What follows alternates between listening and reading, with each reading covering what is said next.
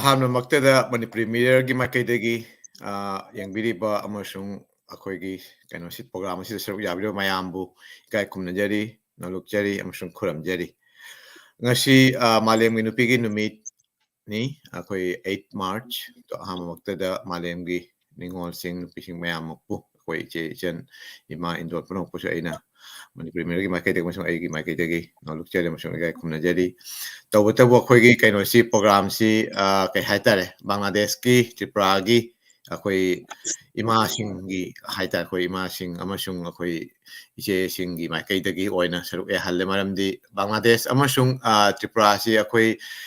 ꯃꯤꯇꯩꯁꯨ ꯃꯁꯤꯡ ꯂꯦꯡꯅ ꯇꯥꯕ, ꯑꯗꯨꯒ ꯃꯥꯂꯦꯝꯒꯤ ꯅꯨꯄꯤꯒꯤ ꯅꯨꯃꯤꯠꯀꯥꯁꯤ ꯑꯩꯈꯣꯏ ꯀꯔꯤꯒꯨꯝꯕ ꯑꯩꯈꯣꯏ ꯀꯩ ꯍꯥꯏꯇꯥꯔꯦ, ꯕꯪꯒ꯭ꯂꯥꯗꯦꯁꯀꯤ ꯑꯣꯏꯅ ꯅꯠꯇ꯭ꯔꯒ ꯇ꯭ꯔꯤꯄꯨꯔꯥꯒꯤ ꯑꯣꯏꯅ ꯕꯦꯡꯒꯣꯂꯤ ꯃꯔꯛꯇ ꯄꯥꯂꯣꯟ ꯇꯧꯅꯔꯒꯁꯨ ꯑꯩꯈꯣꯏ ꯅꯨꯄꯤꯒꯤ ꯉꯛꯇ ꯑꯣꯏꯅ, ꯕꯪꯒ꯭ꯂꯥꯗꯦꯁꯀꯤ ꯃꯤꯇꯩ ꯉꯛꯇ ꯑꯣꯏꯅ ꯅꯠꯇ꯭ꯔꯒꯅ ꯑꯩꯈꯣꯏ ꯇ꯭ꯔꯤꯄꯨꯔꯥꯒꯤ ꯃꯤꯇꯩ ꯉꯛꯇ ꯑꯣꯏꯅ ꯇꯧꯕꯁꯤ ꯀꯌꯥ ꯎꯗ꯭ꯔꯤ꯫ ꯑꯗꯨꯅ ꯑꯩꯅ ꯃꯤꯔꯔꯒꯤ ꯃꯥꯏꯀꯩꯗꯒꯤ ꯉꯁꯤꯒꯤ ꯊꯧꯔꯥꯡ ꯑꯁꯤ ꯁꯤꯟꯖꯕꯅꯤ꯫ ꯑꯗꯨꯒ ꯑꯩꯈꯣꯏꯅ ꯑꯁꯥꯝꯗ ꯅꯠꯇ꯭ꯔꯒꯅ ꯃꯅꯤꯄꯨꯔꯗꯗꯤ ꯑꯁꯨꯝ ꯅ꯭ꯌꯨꯁ ꯆꯦꯅꯦꯜꯁꯤꯡꯗꯕꯨ ꯑꯣꯏꯔꯣ ꯅꯠꯇ꯭ꯔꯒꯅ ꯑꯃꯗꯕꯨ ꯑꯣꯏꯔꯣ ꯑꯩꯈꯣꯏ ꯑꯁꯤꯒꯤ ꯀꯩꯅꯣ ꯇꯧꯅꯕꯁꯤ ꯁꯨꯝ ꯎꯏ꯫ ꯑꯁꯤꯒꯤ ꯈꯨꯗꯣꯡꯆꯥꯕꯁꯤ ꯂꯧꯔꯒ ꯃꯌꯥꯝꯕ ꯑꯩꯅ ꯑꯃꯨꯛꯀꯁꯨ ꯍꯟꯅ ꯅꯣꯂꯨꯛꯆꯔꯤ꯫ ꯑꯗꯨꯒ ꯃꯤꯔꯔꯒꯤ ꯃꯥꯏꯀꯩꯗꯒꯤ ꯑꯩꯈꯣꯏꯅ ꯍꯥꯏꯖꯔꯨꯕꯗ ꯍꯔꯥꯎꯅ ꯌꯥꯕꯤꯔꯛꯄꯒꯤꯗꯃꯛ ꯑꯩꯈꯣꯏꯒꯤ ꯄ꯭ꯂꯥꯠꯐꯣꯔꯝ ꯑꯁꯤꯗ ꯁꯔꯨꯛ ꯌꯥꯕꯤꯔꯤꯕ ꯑꯣꯖꯥ ꯕ꯭ꯔꯤꯟꯗꯥ, ꯑꯗꯨꯗꯒꯤꯗꯤ ꯑꯩꯈꯣꯏ ꯀꯩꯅꯣꯗꯒꯤ ꯇ꯭ꯔꯤꯄꯨꯔꯥꯗꯒꯤ ꯑꯣꯖꯥ ꯕꯤꯔꯣꯂꯥ, ꯑꯣꯖꯥ ꯃꯤꯅꯥ, ꯑꯗꯨꯒ ꯂꯣꯏꯅꯅ ꯔꯣꯁꯟ, ꯑꯩꯈꯣꯏ ꯕꯪꯒ꯭ꯂꯥꯗꯦꯁꯀꯤ, ꯑꯗꯩ ꯏꯆꯦ ꯀꯩꯅꯥꯍꯟ ꯃꯌꯥꯝꯕꯨꯁꯨ ꯑꯩꯅ ꯊꯥꯒꯠꯆꯔꯤ ꯑꯃꯁꯨꯡ ꯏꯀꯥꯏ ꯈꯨꯝꯅꯖꯔꯤ꯫ ꯑꯍꯥꯟꯕꯃꯛꯇꯗ ꯑꯩꯈꯣই ꯉꯁꯤ ꯃꯤ ꯈꯔ ꯌꯥꯝꯕꯅꯤꯅ ꯈꯔ ꯁꯣꯔꯠ ꯍꯥꯏꯇꯥꯔꯦ, ꯈꯔ ꯇꯦꯟꯇꯛꯅ ꯑꯩꯈꯣꯏ ꯋꯥꯍꯩ ꯈꯔꯇꯪ ꯊꯝꯕꯤꯔꯒ ꯑꯩꯈꯣꯏ ꯃꯥꯂꯦꯝꯒꯤ ꯅꯨꯄꯤꯒꯤ ꯅꯨꯃꯤꯠꯀꯤ ꯃꯇꯥꯡꯗꯁꯨ ꯈꯖꯤꯛꯇꯪ ꯇꯦꯟꯅ ꯍꯥꯏꯕꯤꯕ, ꯑꯗꯨꯒ ꯂꯣꯏꯅꯅ ꯏꯁꯥꯒꯤ ꯁꯩꯔꯦꯡ ꯑꯃꯃꯝꯇꯪ ꯄꯥꯖꯕ, ꯑꯗꯨꯒ ꯑꯩꯈꯣꯏ ꯉꯁꯤꯒꯤ ꯅꯨꯃꯤꯠꯁꯤꯗ ꯑꯩꯈꯣꯏ ꯅꯤꯡꯉꯣꯜ ꯑꯣꯏꯕꯁꯤꯡ ꯅꯠꯇ꯭ꯔꯒ ꯅꯨꯄꯤ ꯑꯃ ꯑꯣꯏꯕꯒꯤ, ꯏꯃꯥ ꯑꯃ ꯑꯣꯏꯕꯒꯤ ꯋꯥꯈꯜꯗ ꯀꯔꯤ ꯐꯥꯎꯕꯤꯕ ꯑꯗꯨꯁꯨ ꯁꯨꯝ ꯃꯌꯥꯝ ꯐꯣꯡꯗꯣꯛꯄꯤꯅꯕ ꯅꯤꯡꯁꯤꯡꯖꯔꯤ꯫ ꯉꯁꯤ ꯑꯩ ꯌꯥꯝꯅ ꯋꯥ ꯉꯥꯡꯖꯔꯣꯏ, ꯀꯔꯤꯒꯤꯅꯣ ꯍꯥꯏꯕꯗ ꯑꯩꯈꯣꯏ ꯃꯤꯁꯨ ꯌꯥꯝꯕꯅꯤꯅ ꯃꯊꯪ ꯑꯩꯈꯣꯏ ꯁꯨꯝ ꯆꯠꯊꯖꯔꯛꯀꯦ꯫ ꯑꯍꯥꯟꯕꯃꯛꯇꯗ ꯑꯩꯅ ꯑꯣꯖꯥ ꯕꯤꯔꯣꯂꯥꯗ ꯑꯩꯅ ꯀꯧꯁꯤꯟꯖꯔꯤ, ꯑꯣꯖꯥ ꯕꯤꯔꯣꯂꯥꯒꯤ ꯋꯥꯍꯩ ꯈꯔꯇꯪ ꯊꯝꯕꯤꯅꯕ ꯑꯃꯁꯨꯡ ꯑꯩꯈꯣꯏ ꯀꯩꯅꯣꯒꯤ ꯃꯇꯥꯡ ꯁꯤꯗꯩꯁꯤꯗ ꯑꯩꯈꯣꯏꯅ ꯉꯁꯤꯒꯤ ꯃꯥꯂꯦꯝꯒꯤ ꯅꯨꯄꯤꯒꯤ ꯅꯨꯃꯤꯠ ꯑꯁꯤꯒꯤ ꯃꯇꯥꯡꯁꯨ ꯈꯔ ꯍꯥꯏꯕꯤꯅꯕ, ꯑꯗꯨꯒ ꯂꯣꯏꯅꯅ ꯌꯥꯔꯒꯗꯤ ꯁꯩꯔꯦꯡ ꯑꯃꯇꯪꯁꯨ ꯄꯥꯕꯤꯔꯝꯃꯨ, ꯅꯠꯇ꯭ꯔꯒ ꯑꯩꯈꯣꯏ ꯁꯦꯀꯦꯟ ꯔꯥꯎꯟꯗ ꯁꯨꯝ ꯀꯩꯅꯣ ꯇꯧꯖꯒꯦ꯫ ꯑꯣꯖꯥ ꯕꯤꯔꯣꯂꯥ꯫ ꯑꯍꯥꯟꯕꯃꯛꯇꯗ ꯃꯅꯤꯄꯨꯔꯒꯤ ꯃꯤꯔꯣꯜꯕꯨ ꯏꯀꯥꯏ ꯈꯨꯝꯅꯕ ꯎꯠꯆꯔꯤ, ꯑꯃꯁꯨꯡ ꯉꯁꯤꯒꯤ ꯄ꯭ꯂꯦꯠꯐꯣꯝꯁꯤꯗ ꯇꯤꯜꯂꯤꯕ ꯑꯣꯖꯥ ꯃꯌꯥꯝꯕꯨꯁꯨ ꯏꯀꯥꯏ ꯈꯨꯝꯅꯕ ꯎꯠꯆꯔꯤ꯫ ꯉꯁꯤꯒꯤ ꯃꯥꯂꯦꯝꯒꯤ ꯅꯨꯄꯤꯒꯤ ꯅꯨꯃꯤꯠꯁꯤꯗ ꯉꯁꯤ ꯃꯅꯤꯄꯨꯔ ꯃꯦꯔꯣꯟꯗ ꯑꯩꯈꯣꯏ ꯅꯨꯄꯤ 5-6 ꯐꯝꯃꯤꯟꯅꯗꯨꯅ ꯉꯁꯤ ꯅꯨꯄꯤ ꯑꯣꯏꯕꯒꯤ ꯊꯧꯗꯥꯡ ꯀꯔꯤꯅꯣ ꯍꯥꯏꯕꯒꯤ ꯃꯇꯥꯡꯗ ꯁꯔꯨꯛ ꯌꯥꯖꯕ ꯐꯪꯕ ꯂꯥꯏꯕꯛ ꯐꯕꯅꯤ꯫ ꯌꯥꯝ ꯊꯥꯒꯠꯆꯔꯤ꯫ ꯅꯨꯄꯤ ꯑꯩꯈꯣꯏꯁꯤ, ꯅꯨꯄꯤ ꯍꯥꯏꯕ ꯅꯨꯄꯤꯁꯤ ꯍꯥꯏꯔꯨꯔꯒꯗꯤ ꯃꯥꯂꯦꯝꯁꯦ ꯂꯩꯁꯦꯝꯕꯅꯤ ꯍꯥꯏꯖꯅꯤꯡꯉꯤ꯫ ꯅꯨꯄꯤ ꯅꯠꯇꯅ, ꯅꯨꯄꯤꯅ ꯄꯣꯛꯄ, ꯅꯨꯄꯤꯅ ꯁꯦꯝꯕ ꯖꯒꯠ ꯁꯪꯁꯥꯔꯁꯦ ꯅꯨꯄꯤ ꯌꯥꯎꯗꯅ ꯍꯤꯡꯕꯒꯤ ꯃꯍꯥꯎ ꯂꯩꯔꯣꯏ ꯍꯥꯏꯖꯅꯤꯡꯉꯤ꯫ ꯇꯣꯟꯕꯗꯁꯨ ꯅꯨꯄꯤꯃꯨꯛ ꯇꯣꯟꯕ, ꯑꯁꯨꯛꯀꯤ ꯃꯇꯤꯛ ꯇꯣꯟꯕ ꯍꯥꯏꯐꯝ ꯈꯪꯗꯦ꯫ ꯑꯗꯨꯕꯨ ꯅꯨꯄꯤ ꯑꯩꯈꯣꯏꯁꯦ ꯉꯜꯂꯤꯉꯩ ꯃꯇꯝꯗꯗꯤ ꯂꯥꯏꯔꯤꯛ ꯂꯥꯏꯁꯨꯗ ꯈꯪꯗꯦ, ꯑꯃꯗ ꯈꯪꯗꯦ, ꯌꯥꯝꯅ ꯃꯤꯈꯥ ꯄꯣꯟꯅ ꯍꯤꯡꯕꯒꯤ ꯃꯃꯤ ꯎꯔꯝꯃꯤ, ꯇꯥꯔꯝꯃꯤ꯫ ꯑꯗꯨꯕꯨ ꯍꯧꯖꯤꯛꯇꯤ ꯑꯗꯨꯒꯤ ꯃꯃꯤꯗꯣ ꯑꯗꯨꯛ ꯐꯥꯎꯗꯤ ꯂꯩꯇ꯭ꯔꯦ ꯍꯥꯏꯕ ꯌꯥꯏ꯫ ꯅꯨꯄꯤꯅ ꯂꯥꯏꯔꯤꯛ ꯂꯥꯏꯁꯨ ꯍꯩꯔꯗꯅ ꯉꯁꯤ ꯃꯤꯌꯥꯝ ꯇꯤꯟꯅꯔꯅ ꯉꯁꯤ ꯅꯨꯄꯤꯒꯤ ꯊꯧꯗꯥꯡ ꯆꯥꯎꯅ ꯂꯧꯈꯠꯂꯛꯂꯤꯕ, ꯊꯧꯗꯥꯡ ꯀꯌꯥ ꯄꯨꯈꯠꯂꯛꯅ ꯃꯤꯌꯥꯝꯗ ꯁꯛ ꯇꯥꯛꯂꯤꯕ, ꯑꯗꯨꯏ ꯃꯊꯛꯇ ꯑꯩꯈꯣই ꯃꯩꯇꯩ ꯅꯨꯄꯤ ꯑꯩꯈꯣꯏꯒꯤ ꯊꯧꯗꯥꯡꯁꯤꯗꯤ ꯄ꯭ꯔꯤꯊꯤꯕꯤ ꯁꯤꯟ ꯊꯨꯡꯅ, ꯃꯥꯂꯦꯝ ꯁꯤꯟ ꯊꯨꯡꯅ ꯈꯪꯉꯤ ꯍꯥꯏꯖꯅꯤꯡꯉꯤ꯫ ꯉꯁꯤ ꯏꯃꯥ ꯂꯩꯄꯥꯛ ꯏꯔꯝꯗꯝ ꯃꯅꯤꯄꯨꯔꯗ 1939ꯗ ꯊꯣꯛꯈꯤꯕ ꯅꯨꯄꯤ ꯂꯥꯟꯗ ꯅꯨꯄꯤ ꯈꯛꯅ ꯊꯣꯛꯑꯒ ꯉꯁꯤ ꯐꯤꯁꯥ ꯇꯦꯝꯈꯛ ꯄꯥꯏꯔꯒ ꯅꯨꯄꯤ ꯂꯥꯟ ꯍꯥꯏꯅ ꯉꯁꯤꯁꯨ ꯃꯥꯂꯦꯝꯗ ꯅꯤꯡꯁꯤꯡꯗꯨꯅ ꯃꯤꯌꯥꯝꯅ ꯁꯛ ꯈꯪꯅꯔꯤ꯫ ꯑꯗꯨꯛꯀꯤ ꯃꯇꯤꯛ ꯃꯩꯇꯩ ꯅꯨꯄꯤ ꯑꯩꯈꯣꯏꯒꯤ ꯊꯧꯅꯥ ꯂꯤꯡꯖꯦꯜ, ꯍꯧꯖꯤꯛꯁꯨ ꯃꯅꯤꯄꯨꯔꯒꯤ ꯖꯪ ꯂꯥꯎꯔꯤꯕ ꯏꯔꯥꯡꯁꯤꯗ ꯅꯨꯄꯤ ꯀꯌꯥꯅ ꯀꯣꯛꯇ ꯀꯣꯛꯁꯦꯠ, ꯈ꯭ꯋꯥꯡꯗ ꯈ꯭ꯋꯥꯡꯆꯦꯠ ꯆꯦꯠꯂꯒ ꯏꯃꯥ ꯂꯩꯄꯥꯛ ꯏꯔꯝꯗꯝ ꯀꯟꯗꯕ ꯌꯥꯗꯦ ꯍꯥꯏꯗꯨꯅ ꯂꯥꯟꯊꯦꯡꯅꯔꯤ ꯑꯗꯣ ꯑꯩ ꯌꯥꯝ ꯁꯥꯡꯅꯗꯤ ꯍꯥꯏꯖꯔꯔꯣꯏꯒꯦ ꯑꯗꯣ ꯁꯩꯔꯦꯡ ꯄꯥꯒꯗꯕ ꯂꯩꯕꯅꯤꯅ ꯁꯩꯔꯦꯡ ꯇꯦꯟꯇꯛꯄ ꯑꯃ ꯑꯅꯤ ꯄꯥꯊꯣꯛꯆꯔꯒꯦ ꯑꯍꯥꯟꯕꯒꯤ ꯑꯣꯏꯅ ꯃꯌꯥꯝꯕꯨ ꯈꯣꯏꯔꯝꯖꯔꯤ ꯑꯩꯒꯤ ꯑꯍꯥꯟꯕꯒꯤ ꯁꯩꯔꯦꯡꯒꯤ ꯃꯃꯤꯡ ꯅꯨꯄꯤꯒꯤ ꯃꯒꯨꯟ ꯅꯨꯄꯤ ꯅꯪ ꯃꯃꯥꯅꯤ ꯇꯥꯏꯕꯪ ꯁꯦꯝꯕꯤ ꯂꯥꯏꯔꯦꯝꯕꯤꯅꯤ ꯍꯤꯡꯂꯤ ꯅꯪ ꯌꯨꯛ ꯌꯨꯛ ꯈꯨꯗꯤꯡꯗ ꯄꯨꯟꯁꯤꯅ ꯇꯥꯡꯖꯕ ꯎꯄꯥꯜꯒꯤ ꯎꯈꯥꯗ ꯑꯍꯜ ꯂꯃꯟ ꯂꯥꯏ ꯒꯨꯔꯨꯒꯤ ꯁꯦꯕꯥ ꯃꯇꯣꯟ ꯂꯣꯝꯅ ꯃꯆꯥ ꯃꯁꯨ ꯄꯥꯎꯇꯥꯛ ꯁꯤꯟꯇꯥꯛꯇꯨꯅ ꯄꯨꯛꯅꯤꯡꯒꯤ ꯊꯧꯒꯜꯂꯣꯟ ꯉꯥꯛꯇꯨꯅ ꯆꯠꯂꯤ ꯈꯨꯟꯅꯥꯏꯒꯤ ꯂꯣꯟꯆꯠ ꯁꯥꯖꯠ ꯈꯣꯡꯊꯥꯡ ꯃꯣꯡ ꯍꯥꯗꯕꯤ ꯆꯤꯟꯗꯥ ꯄꯥꯎꯇꯥ ꯅꯥꯕ ꯈꯪꯗ꯭ꯔꯕꯤ ꯑꯉꯛꯄꯅꯤ ꯅꯨꯄꯤ ꯅꯪꯒꯤ ꯅꯒꯨꯟ ꯍꯤꯃꯥꯏ ꯆꯨꯝꯕ ꯍꯤꯔꯣꯏꯒꯨꯝ ꯍꯤꯇꯥꯡꯐꯝ ꯌꯧꯅ ꯍꯤ ꯍꯣꯟꯂꯤꯕꯤ ꯏꯆꯦꯜ ꯀꯟꯕ ꯂꯥꯏꯖꯗꯁꯨ ꯅꯧꯕ ꯈꯨꯄꯥꯏ ꯆꯦꯠꯂꯤꯕꯤ ꯊꯣꯠꯂꯕꯗ ꯅꯪ ꯂꯩꯔꯥꯡꯅꯤ ꯀꯟꯕꯗ ꯅꯨꯡꯒ ꯆꯥꯡꯗꯝꯂꯤꯕꯤ ꯏꯁꯣꯔꯒꯤ ꯑꯉꯛꯄ ꯈꯨꯠꯁꯦꯝ ꯅꯨꯄꯤ ꯅꯪ ꯍꯤꯡꯗꯨꯅ ꯂꯩꯌꯨ ꯌꯨꯛ ꯌꯨꯛ ꯈꯨꯗꯤꯡ ꯑꯩꯒꯤ ꯑꯍꯥꯟꯕꯒꯤ ꯅꯨꯄꯤꯒꯤ ꯁꯩꯔꯦꯡ ꯇꯦꯟꯇꯛꯄ ꯑꯃ ꯂꯣꯏꯖꯔꯦ ꯃꯊꯪ ꯁꯩꯔꯦꯡ ꯑꯃ ꯂꯧꯈꯠꯆꯒꯦ ꯅꯨꯄꯤ ꯁꯩꯔꯦꯡꯁꯤꯒꯤ ꯃꯃꯤꯡ ꯅꯨꯄꯤ ꯈꯨꯟꯅꯥꯏꯁꯤꯗ ꯅꯨꯄꯤꯒꯤ ꯄꯨꯟꯁꯤꯕꯨ ꯉꯁꯤꯁꯨ ꯍꯟꯊꯕ ꯃꯤꯠꯌꯦꯡꯗ ꯌꯦꯡꯕꯤꯔꯤ ꯄꯥꯡꯒꯜ ꯁꯣꯜꯂꯕꯤꯅꯤ ꯍꯥꯏꯗꯨꯅ ꯈꯣꯡꯗ ꯀꯣꯔꯤ ꯍꯪ ꯊꯥꯡꯕꯤꯔꯤ ꯍꯪꯂꯤ ꯇꯣꯏꯅ ꯋꯥꯍꯪ ꯆꯥꯝꯃ ꯆꯥꯝꯃ ꯊꯣꯛꯅ ꯄꯥꯎꯈꯨꯝꯗꯤ ꯂꯩꯇꯦ ꯀꯗꯥꯏꯗꯁꯨ ꯇꯥꯏꯅꯕꯤ ꯊꯕꯛ ꯈꯨꯗꯤꯡꯃꯛ ꯅꯨꯄꯤ ꯃꯋꯥ ꯂꯧꯕꯅ ꯁꯣꯏꯕꯅꯤ ꯑꯆꯨꯝꯕ ꯆꯥꯝꯃꯕꯨ ꯑꯔꯥꯟꯕ ꯑꯃꯅ ꯎꯠꯇ ꯘꯤ ꯍꯩꯕꯒꯨꯝ ꯍꯩꯖꯤꯟꯕꯤ ꯁꯥꯎꯐꯗꯦ ꯑꯗꯨꯕꯨ ꯅꯨꯄꯤꯒꯤ ꯃꯄꯣꯛꯇ ꯄꯣꯛꯂꯨꯕꯅ ꯃꯤꯈꯥ ꯄꯣꯟꯕ ꯍꯧꯅꯁꯥꯅꯤ ꯈꯟꯗꯨꯅ ꯃꯔꯥꯏꯕꯛ ꯊꯤꯔꯕ ꯅꯨꯄꯤꯖꯥ ꯀꯌꯥꯅ ꯍꯤꯡꯂꯤ ꯅꯩꯍꯠꯄꯤꯔꯕ ꯄꯨꯟꯁꯤꯒꯤ ꯄꯣꯠꯂꯨꯝ ꯄꯨꯗꯨꯅ ꯈꯣꯡꯕꯤ ꯃꯇꯣꯜ ꯌꯦꯡꯅ ꯆꯔꯥꯡꯅꯔꯕ ꯊꯃꯣꯏ ꯊꯦꯝꯖꯤꯜꯂꯤ ꯂꯣꯏꯖꯔꯦ ꯑꯩꯒꯤ ꯑꯅꯤꯁꯨꯕ ꯁꯩꯔꯦꯡ ꯃꯇꯥꯡ ꯑꯁꯤꯗ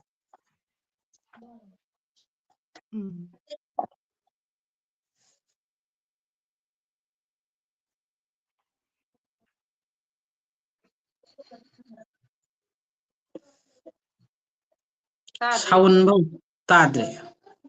ꯁꯣꯔꯤ ꯑꯩꯁꯦ ꯃ꯭ꯌꯨꯠꯇ ꯂꯩꯔꯝꯃꯦ ꯑꯃꯨꯛꯀꯁꯨ ꯊꯥꯒꯠꯆꯔꯤ ꯑꯣꯖꯥ ꯑꯣꯖꯥ ꯕꯤꯔꯣꯂꯥ ꯌꯥꯝ ꯅꯨꯡꯉꯥꯏ ꯑꯣꯖꯥꯒꯤ ꯇꯦꯟꯇꯛꯅ ꯑꯣꯏꯔꯁꯨ ꯁꯩꯔꯦꯡ ꯐꯖꯕ ꯑꯃ ꯄꯥꯊꯣꯛꯄꯤꯔꯦ ꯑꯗꯨꯒ ꯂꯣꯏꯅ ꯉꯁꯤꯒꯤ ꯅꯨꯃꯤꯠꯁꯤꯒ ꯌꯥꯝꯅ ꯆꯥꯟꯅꯕ ꯍꯥꯏꯇꯥꯔꯦ ꯑꯩꯈꯣꯏ ꯂꯣꯏꯅꯁꯨ ꯑꯩꯈꯣꯏ ꯈꯪꯉꯤ ꯇꯧꯕꯇꯕꯨ ꯑꯩꯈꯣꯏꯅ ꯍꯥꯏꯔꯤꯁꯤꯅꯤ ꯉꯁꯤꯒꯤ ꯅꯨꯃꯤꯠꯁꯤꯗ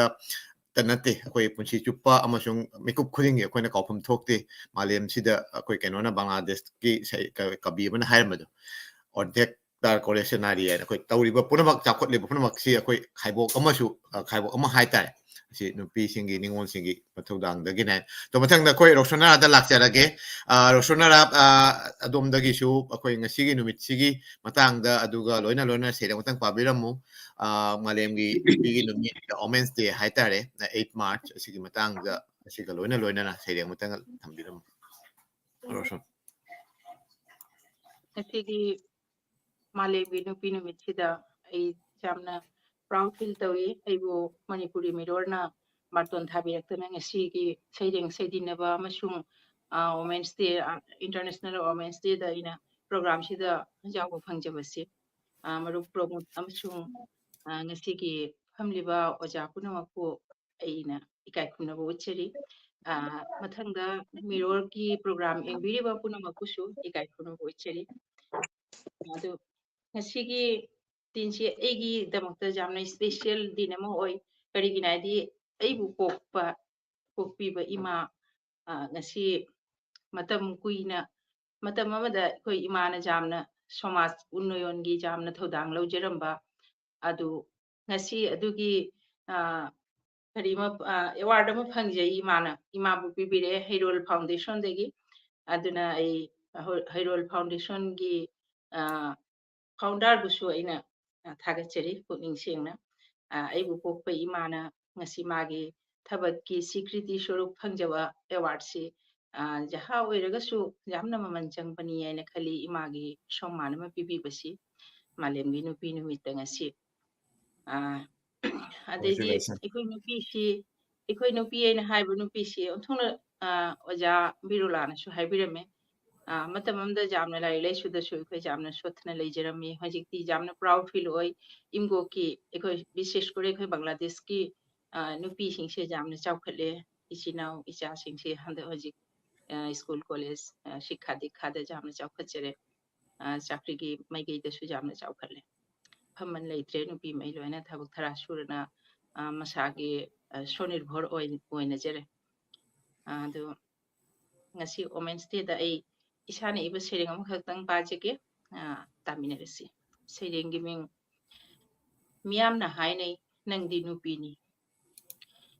harau tayambana thallaba thoram kaya thadoktuna nakhoigi naktagi lapna leirure aiti matam khara prakriti gi phajaba kaya dagi su lapthoklure pirang kangdana awaba khanglure chaba thakpa khangdana angawbigum kuichat chatlure इमानबीसिंगना कुंदो परेंग लेंबगी थौरमदसु चटलुद्रे चिकना ममलबा काचिन अमदा कना खंगदना इशा इथंत तुमिन्ना लेलुरे थाबलगी मंगानदसु तावथरुदे थवान मिचाक मसिंगसु थीरुदे मतम खरा मिराय बिना इकाय नुसी यानना लेलुरे लुबली लुबली तौना तावरुरे अमुक तावना लुबलुरे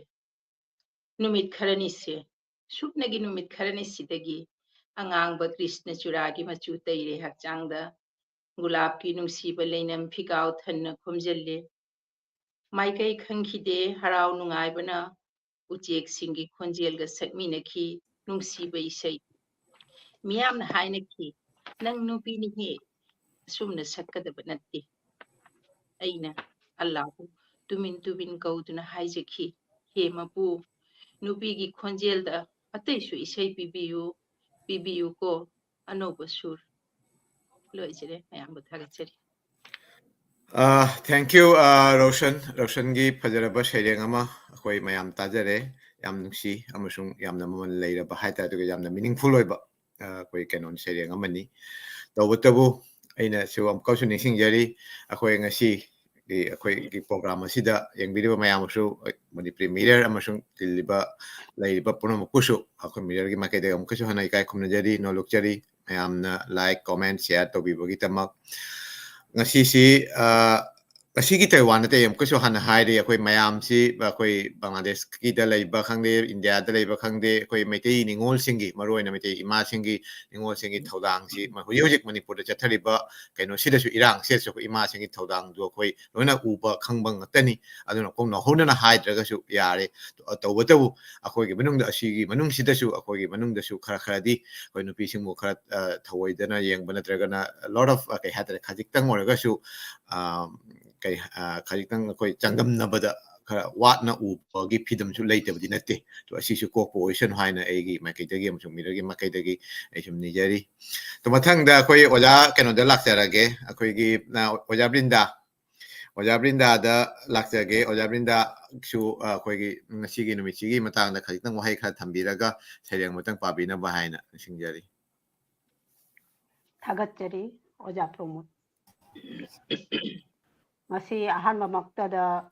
Manipuri Mirror gi online platform da Masi 8 March International Women's Day Mari lainana imalon amasung imasingi khonjel kawa saireng saidinaba thauram asida saruk jaba phangjabagi tamak oja promote pu namkhai laitana thagattari amasung mileng tabiriba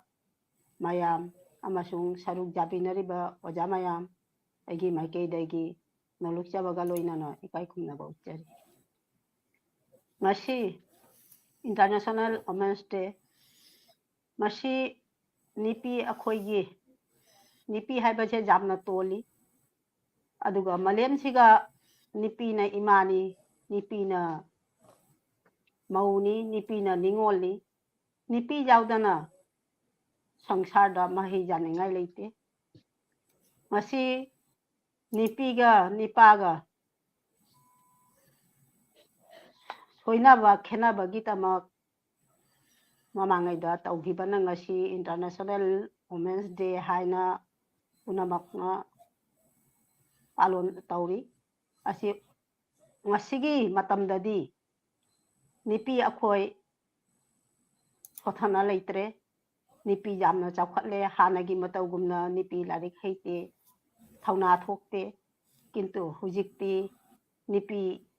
maram punamakta nipaga khongchat manana chatpagi thauramje punamakna lokhatnare aduna nipina hujik tauba ngamde haiba thabak leitre mapaldasu imung manungdasu family dasu nipigi thaudang thagat ningai masak oire aduna akhoi ngasi platform siga phammi sisu nipi ngaktani ngasi nipi ngakta orasu nipi akhoigi khongthang chakhotkadabase nipi akhoina ta tawraga dijade nipigi matung inna imung manung amachung nipa oibagi sohajugita lagi aduna hojik nipi akhoigi thoram ase chakhatpagi khongthangse ahoju tungda chakhatnabagi tamak mayamgi mafamdasu thamjari aduna ngasi platform siga saruk jajabagi tamak mayamgi mafamda ai saireng ama thamjage aigi saireng si asigaisiga imalongi maramda aigi ahanba saireng mayamgi mafamda thamjari 1952 gi 21st February Bangla lolgi ihauda mahairoi salam barkot jobbar rofik ataisu pathau kayana thawaina pontha pibigumba katki yaibi chingnadana manipurgi ireisa kayanasu mama lolgi ihauda Bharata lauri kholau kaya nongmadol atya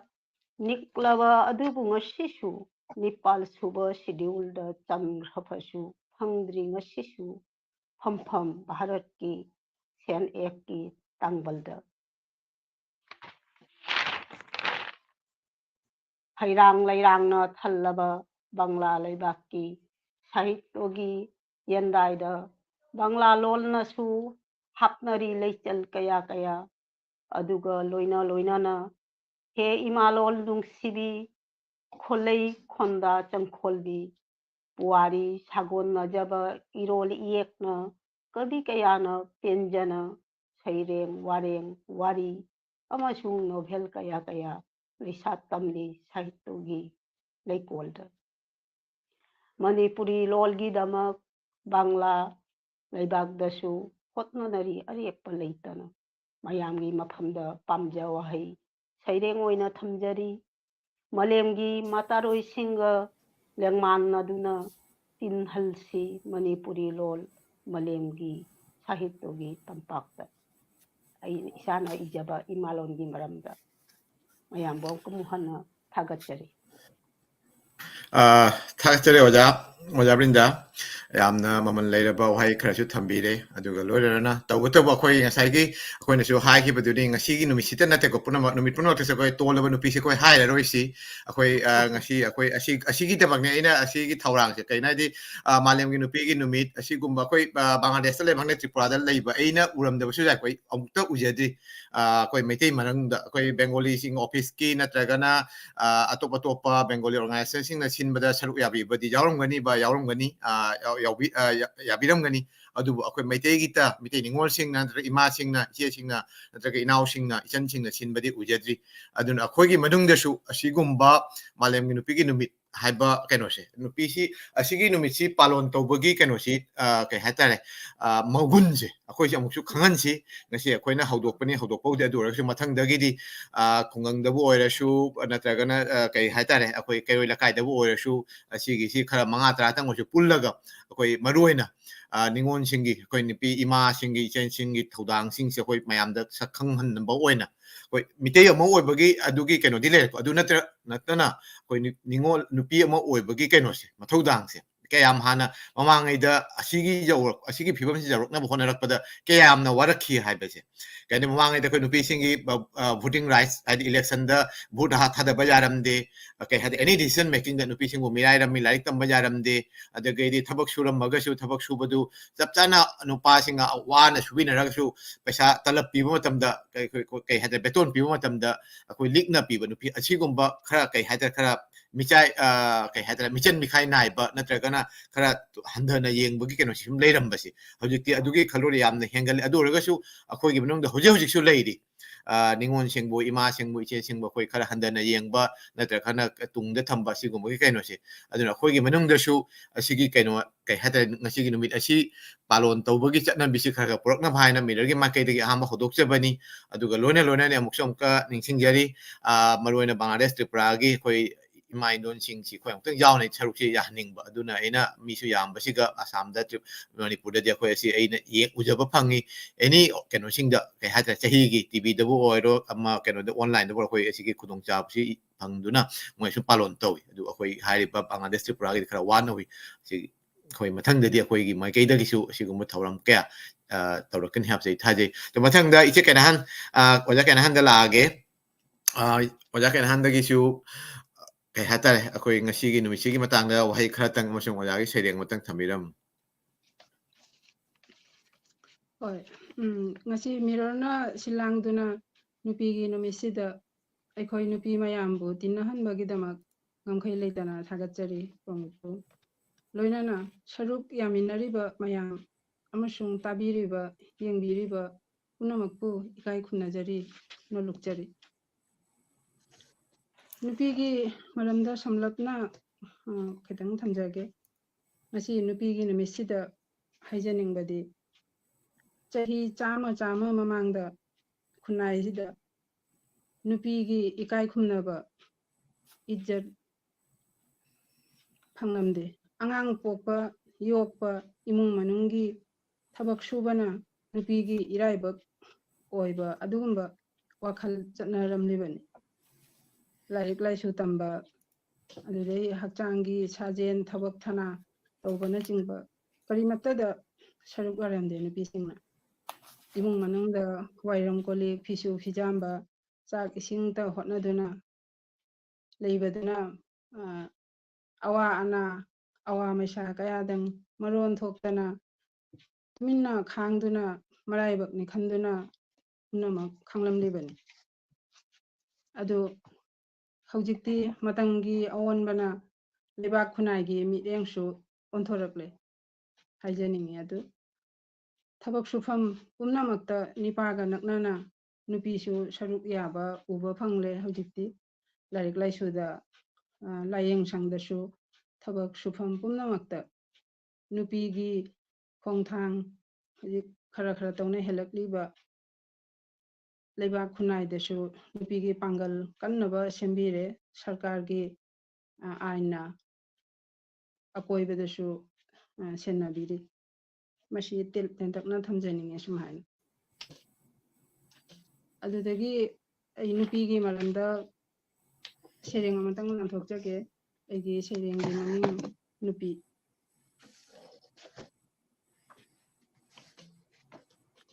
ꯅꯨꯄꯤ ꯅꯪꯁꯦ ꯂꯩꯔꯝꯗ꯭ꯔꯕꯗꯤ ꯃꯤꯑꯣꯏ ꯄꯣꯛꯇ ꯄꯣꯛꯇꯨꯅ ꯂꯥꯛꯂꯝꯂꯣꯏ ꯀꯅꯥꯁꯨ ꯃꯥꯂꯦꯝꯁꯤꯗ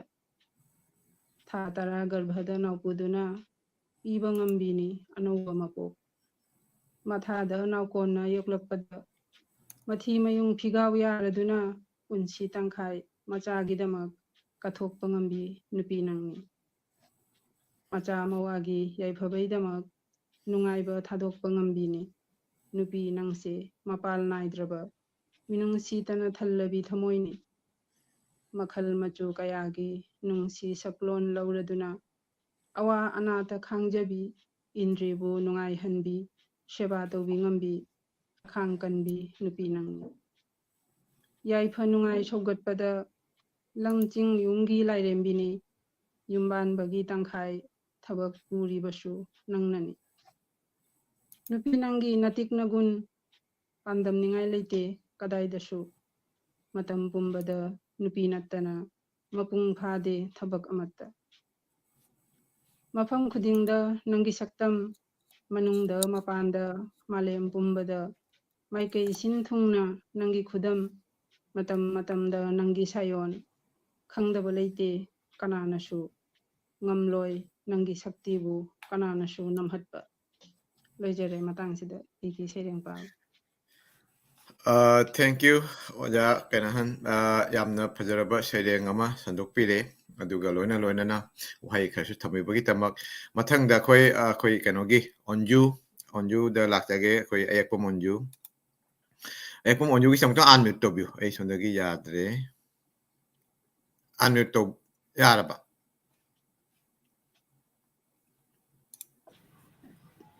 Okay, yeah, now it's okay. Yes, Onju, habiro.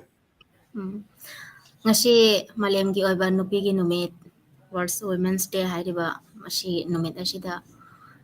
asi Manipuri Mirorna sinbiriba program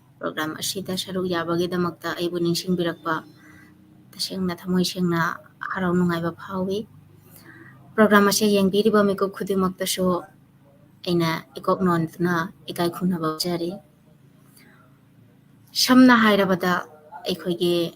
ishagi di senior oire mangda speech ani chakre aikhoigi kabi Brindarani Sinha amasung kabi Kainahan makhoina panba yaba nupigi matangda panba yaba panbikhre makhoina panbikhra makhada nauna amuk aina hainingai karimata lei hainasu ai khanjadre nupi haiba nupi sidi kaino haigadaba isamaksu nupi ni Malem pumbada nupi nangamdaba karimta leite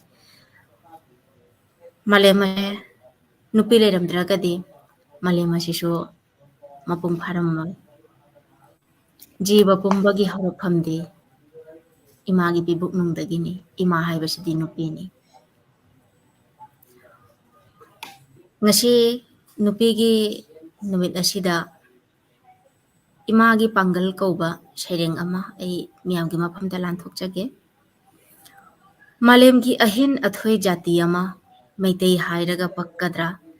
mitei hairagana phajagadra Manipuri haiba namak oijagadra mingthonda yumnak sagei olabra nupigi yumnak olabra Hindu jambu jatsira sanamahi bu ningsira Krishtagi khudong chabana bu pukchak oisira gyan bu thokteda Ima pabung kausira baba mama na bu phagadra mami daddy na muk chawkhat mane Sanskrit na bu lan gadra Meitei laining na bura lan na thorimdi shira matungni Thinglingai da bu kari lon bu nga sige kari haina ima bu kausige ama ani kari haina thi sige karamba mayak bu yek sige karamba mayak bu tam sige karamba lon na bu karamba lon no imalon kaya shui ima kaya shui ima masing hingkatlakna macha masing hanthare pangal shonbi imani machagi bichar ngamjade pangal kanba mitei shani lausingna samu phabani lausing khuding hujikti yeknabagi mai makhauda minaina mapu oirare mapuna matung illare mana khara phangne mahi khara thakle imabu banthok thamlamre ngajau charama chare ichabu mirol nganghalle chawkhatpagi model oire best guardian award lawi imana kangthroda tuminna kappi pabungi phamjauda pothage changi dining table gi laithina karimai pibakada chatna phami showcase ki laithi singna lakna rei angang ningai kallaki kari haina bu thiamgani karamba lon takpigani kanagi lon nganghangani ekriba wahei pareng sibu kari lon kaubage ima lon ni khanjabani lon sibu onarabra imagi pangal hapasi ima lon bu kansi macha mayam manarashi thagachari miyambo Thank you Onju yam phajaba saireng ama pathokpiduna tahanbire aduga loinana kai hadela khoi hoji chatnariba hoji oriba ꯑꯩꯈꯣꯏ ꯅꯨꯄꯤ ꯍꯥꯏꯒꯗ꯭ꯔꯥ ꯅꯤꯡꯉꯣꯜ ꯈꯛꯇꯒꯤ ꯅꯠꯇꯕ ꯑꯩꯈꯣꯏ ꯖꯥꯇꯤ ꯑꯩꯈꯣꯏꯒꯤ ꯑꯣꯏꯕ ꯐꯨꯔꯨꯞ ꯍꯥꯏꯒꯗ꯭ꯔꯥ ꯑꯩꯈꯣꯏ ꯃꯅꯤꯄꯨꯔꯤ ꯅꯠꯇ꯭ꯔꯒꯅ ꯃꯩꯇꯩꯒꯤ ꯃꯇꯥꯡꯗꯁꯨ ꯌꯥꯝꯅ ꯐꯖꯕ ꯈꯔ ꯁꯦꯇꯥꯌꯔ ꯑꯃ ꯑꯣꯏꯔꯒꯁꯨ ꯆꯨꯝꯕ ꯀꯩ ꯍꯥꯏꯇꯥꯔꯦ ꯃꯔꯤꯛ ꯆꯨꯝꯅ ꯌꯦꯛꯄ ꯍꯥꯏꯇꯥꯔꯦ ꯃꯔꯤꯛ ꯆꯨꯝꯅ ꯀꯩꯅꯣ ꯇꯧꯕ ꯎꯄꯃꯥ ꯄꯤꯅ ꯄꯨꯊꯣꯛꯄꯤꯔꯦ ꯑꯃꯨꯛꯀꯁꯨ ꯍꯟꯅ ꯊꯥꯒꯠꯆꯔꯤ ꯃꯊꯪꯗ ꯑꯩꯈꯣꯏ ꯀꯩ ꯍꯥꯏꯇꯥꯔꯦ ꯑꯩꯈꯣꯏꯒꯤ ꯃꯅꯨꯡꯗ ꯌꯥꯝꯅ ꯌꯥꯝ ꯆꯝꯖꯔꯕꯤ ꯏꯃꯥ ꯑꯃ ꯍꯥꯏꯇꯥꯔꯦ ꯑꯣꯖꯥ ꯃꯤꯅꯥ ꯑꯩꯈꯣꯏꯅ ꯑꯩꯅ ꯈ꯭ꯋꯥꯏ ꯂꯣꯏꯅ ꯁꯣꯏꯅ ꯊꯝꯖꯕꯅꯤ ꯃꯔꯝꯗꯤ ꯑꯏꯕꯒꯤ ꯉꯔꯥꯡꯁꯨ ꯑꯩꯈꯣꯏ ꯋꯥꯔꯤ ꯁꯥꯟꯅꯕꯗ ꯑꯏꯕꯒꯤ ꯂꯝꯗ ꯍꯥꯏꯇꯥꯔꯦ ꯑꯩꯈꯣꯏ ꯏꯊꯣꯛ ꯏꯁꯤꯟꯒꯤ ꯂꯝꯗ ꯌꯥꯝꯅ ꯊꯦꯡꯅ ꯆꯪꯉꯒꯁꯨ ꯃꯃꯥ ꯑꯃ ꯑꯣꯏꯅ ꯃꯧ ꯑꯃ ꯑꯣꯏꯅ ꯌꯨꯝ ꯑꯃ ꯄꯨꯗꯨꯅ ꯍꯧꯖꯤꯛ ꯃꯃꯥ ꯑꯃꯠꯇ ꯅꯠꯇꯕ ꯃꯁꯨꯁꯤꯡ ꯐꯥꯎ ꯄꯨꯊꯣꯔꯛ ꯀꯩ ꯍꯥꯏꯇꯥꯔꯦ ꯐꯖꯅ ꯇꯧꯅ ꯌꯣꯛꯄꯤ ꯁꯦꯟꯕꯤꯗꯨꯅ ꯑꯃꯁꯨꯡ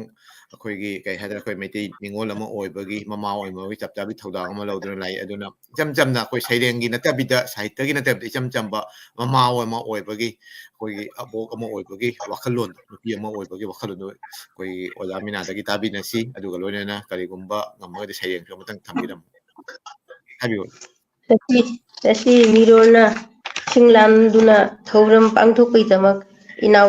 ꯏꯅꯥꯎ ꯄ꯭ꯔꯃꯣꯗꯄꯨꯁꯨ ꯊꯥꯒꯠꯆꯔꯤ ꯏꯟꯇꯔꯅꯦꯁꯅꯦꯜ ꯃꯥꯡꯗ ꯂꯦꯡꯁꯤꯟꯕꯤꯔꯤꯕ ꯀꯩꯅꯣ ꯃꯌꯥꯝ ꯑꯩꯈꯣꯏꯒ ꯀꯩꯅꯣꯗ ꯗꯥꯏꯁꯇ ꯐꯝꯕꯤꯔꯤꯕ ꯃꯌꯥꯝ ꯑꯣꯟꯂꯥꯏꯟꯗ ꯌꯦꯡꯕꯤꯔꯤꯕ ꯃꯌꯥꯝ ꯄꯨꯝꯅꯃꯛꯄꯨꯁꯨ ꯑꯩ ꯀꯣꯛꯅꯅ ꯈꯨꯔꯨꯝꯖꯔꯤ ꯉꯁꯤꯒꯤ ꯏꯟꯇꯔꯅꯦꯁꯅꯦꯜ ꯋꯨꯃꯦꯟꯁ ꯗꯦꯒ ꯃꯔꯤ ꯂꯩꯅꯅ ꯅꯨꯄꯤꯒꯤ ꯏꯃꯥꯂꯣꯟꯕꯨꯁꯨ ꯑꯃꯁꯨꯡ ꯅꯨꯄꯤꯁꯤꯡꯒꯤ ꯊꯧꯅꯥꯕꯨ ꯏꯀꯥꯏ ꯈꯨꯔꯨꯝꯖꯔꯤ ꯅꯨꯄꯤꯒꯤ ꯊꯧꯗꯥꯡꯗꯤ ꯃꯥꯂꯦꯝ ꯄꯨꯝꯕ ꯁꯥꯟꯇꯤ ꯄꯨꯔꯛꯅꯕꯇꯅꯤ ꯄꯨꯔꯛꯄ ꯁꯥꯟꯇꯤꯒꯤꯗꯃꯛꯇ ꯊꯋꯥꯏ ꯊꯥꯕꯁꯨ ꯅꯨꯄꯤꯒꯤ ꯅꯨꯡꯉꯥꯏꯇꯕ ꯇꯨꯡꯍꯟꯕ ꯂꯩꯈꯤꯗꯦ ꯃꯁꯤ ꯍꯥꯏꯔꯒ ꯑꯩꯗꯤ ꯅꯧꯅꯁꯨ ꯂꯥꯛꯆꯕꯅꯤ ꯑꯩꯒꯤ ꯄꯨꯟꯁꯤ ꯋꯥꯔꯤ ꯈꯤꯇꯪꯈꯛ ꯍꯥꯏꯖꯒꯦ ꯃꯌꯥꯝꯗ ꯅꯤꯡꯁꯤꯡꯖꯔꯤ ꯑꯩ ꯇ꯭ꯔꯤꯄꯨꯔꯥꯒꯤ ꯀꯣꯅꯨꯡ ꯑꯒꯔꯇꯂꯥꯗꯒꯤ ꯀꯤꯂꯣꯃꯤꯇꯔ 15 ꯊꯥꯞꯄꯗ ꯂꯩꯕ ꯅꯥꯔꯦꯟ ꯈꯥꯃꯔꯗ ꯄꯣꯛꯆꯔꯛꯏ ꯑꯩ ꯑꯒꯔꯇꯂꯥ ꯋꯨꯃꯦꯟꯁ ꯀꯣꯂꯦꯖꯇꯒꯤ BA ꯄꯥꯁ ꯇꯧꯔꯤ ꯑꯩꯒꯤ ꯏꯆꯥ ꯑꯅꯤ ꯌꯣꯛꯄ ꯑꯃꯁꯨꯡ ꯃꯈꯣꯏꯕꯨ ꯃꯍꯩ ꯃꯁꯤꯡ ꯇꯝꯍꯟꯕꯒꯤꯗꯃꯛ ꯂꯣꯏꯅꯅ ꯏꯇꯩꯍꯟꯒꯤ ꯃꯆꯥꯁꯤꯡꯕꯨꯁꯨ ꯑꯩꯒꯤ ꯁꯍꯔꯒꯤ ꯌꯨꯝꯗ ꯂꯩꯍꯟꯗꯨꯅ ꯃꯍꯩ ꯇꯝꯕꯗ ꯃꯇꯦꯡ ꯄꯥꯡꯖꯈꯤ ꯃꯔꯝ ꯑꯗꯨꯅ ꯑꯩ ꯌꯥꯝꯅ ꯊꯦꯡꯅ ꯁꯥꯍꯤꯇ꯭ꯌ ꯂꯝꯗ ꯈꯣꯡꯗꯥꯖꯈꯤ ꯊꯦꯡꯅ ꯈꯣꯡꯗꯥꯖꯔꯁꯨ ꯑꯩꯒꯤꯗꯤ ꯌꯨꯝꯒꯤ ꯂꯥꯏꯕ꯭ꯔꯦꯔꯤꯗꯒꯤ ꯂꯥꯏꯔꯤꯛ ꯄꯥꯕꯗꯤ ꯂꯦꯞꯆꯈꯤꯗꯦ ꯇꯧꯕꯕꯨꯗꯤ ꯈ꯭ꯔꯤꯁꯇ ꯀꯨꯝꯖꯥ 2012ꯒꯤ ꯃꯦꯒꯤ ꯇꯥꯡ 7ꯗ ꯑꯒꯔꯇꯂꯥꯒꯤ ꯃꯔꯨꯞ ꯀꯥꯔꯖꯥꯂꯣꯏꯗ ꯄꯥꯡꯊꯣꯛꯈꯤꯕ ꯑꯒꯔꯇꯂꯥꯒꯤ ꯑꯃꯠꯇ ꯑꯣꯏꯔꯕ ꯄꯥꯎꯆꯦ ꯆꯌꯣꯜꯒꯤ ꯄꯥꯎꯆꯦ ꯃꯔꯨꯞꯀꯤ ꯌꯥꯡꯈꯩ 5 ꯁꯨꯕ ꯃꯄꯣꯛ ꯀꯨꯝꯑꯣꯟ ꯊꯧꯔꯝꯗ ꯁꯩꯔꯦꯡ ꯄꯥꯒꯗꯕꯅꯤ ꯍꯥꯏꯗꯨꯅ ꯖꯣꯏꯟ ꯏꯗꯤꯇꯔ ꯌꯥꯃꯨꯡ ꯇꯣꯔꯣꯟꯖꯤꯠꯅ ꯌꯥꯊꯪ ꯇꯧꯕꯤꯔꯛꯈꯤ ꯃꯔꯨꯞ ꯄꯥꯎꯆꯦꯕꯨ ꯁꯩꯊꯥꯗꯨꯅ ꯏꯖꯕ ꯁꯩꯔꯦꯡ ꯑꯃ ꯄꯥꯊꯣꯛꯆꯈꯤ ꯅꯨꯃꯤꯠꯇꯨꯗ ꯇ꯭ꯔꯤꯄꯨꯔꯥꯒꯤ ꯁꯛꯅꯥꯏꯔꯕ ꯀꯕꯤ ꯗꯥꯗꯥ ꯋꯥꯡꯈꯦꯝ ꯕꯤꯔꯃꯣꯒꯜꯅ ꯇ꯭ꯔꯤꯄꯨꯔꯥꯒꯤ ꯌꯥꯎꯅ ꯇꯤꯟꯈꯤꯕ ꯚꯥꯕꯣꯛ ꯃꯌꯥꯝꯒꯅ ꯌꯥꯝꯅ ꯐꯖꯩ ꯑꯇꯩꯁꯨ ꯁꯩꯔꯦꯡ ꯏꯅꯕ ꯄꯨꯛꯅꯤꯡ ꯊꯧꯒꯠꯄꯤꯈꯤ ꯑꯗꯨꯗꯒꯤ ꯑꯩ ꯃꯊꯪ ꯑꯣꯏꯅ ꯂꯦꯞꯇꯅ ꯁꯩꯔꯦꯡ ꯏꯖꯔꯤ ꯍꯧꯖꯤꯛꯇꯤ ꯑꯩ ꯂꯥꯏꯔꯤꯛ ꯑꯃ ꯐꯣꯡꯅꯕ ꯍꯥꯏꯅ ꯁꯦꯝꯕ ꯁꯥꯕ ꯍꯧꯖꯔꯦ ꯃꯅꯤꯄꯨꯔꯤ ꯃꯤꯑꯣꯏꯅ ꯏꯟꯇꯔꯅꯦꯁꯅꯦꯜ ꯋꯨꯃꯦꯟ ꯗꯦꯒ ꯃꯔꯤ ꯂꯩꯅꯅ ꯑꯩꯕꯨ ꯑꯣꯟꯂꯥꯏꯟꯒꯤ ꯈꯨꯠꯊꯥꯡꯗ ꯑꯩꯕꯨ ꯁꯩꯔꯦꯡ ꯄꯥꯕꯒꯤ ꯈꯨꯗꯣꯡꯆꯥꯕ ꯄꯤꯕꯤꯕꯒꯤꯗꯃꯛ ꯃꯅꯤꯄꯨꯔꯤ ꯃꯤꯑꯣꯏ ꯑꯃꯁꯨꯡ ꯏꯅꯥꯎꯕꯨ ꯑꯃꯨꯛꯀ ꯍꯟꯅ ꯅꯨꯡꯁꯤꯕ ꯐꯣꯡꯗꯣꯛꯆꯔꯤ ꯑꯩꯒꯤ ꯁꯩꯔꯦꯡ ꯑꯩꯗꯤ ꯅꯨꯄꯤꯅꯤ ꯍꯥꯏꯕ ꯁꯩꯔꯦꯡ ꯑꯃꯨꯛꯇꯪ ꯄꯥꯊꯣꯛꯆꯒꯦ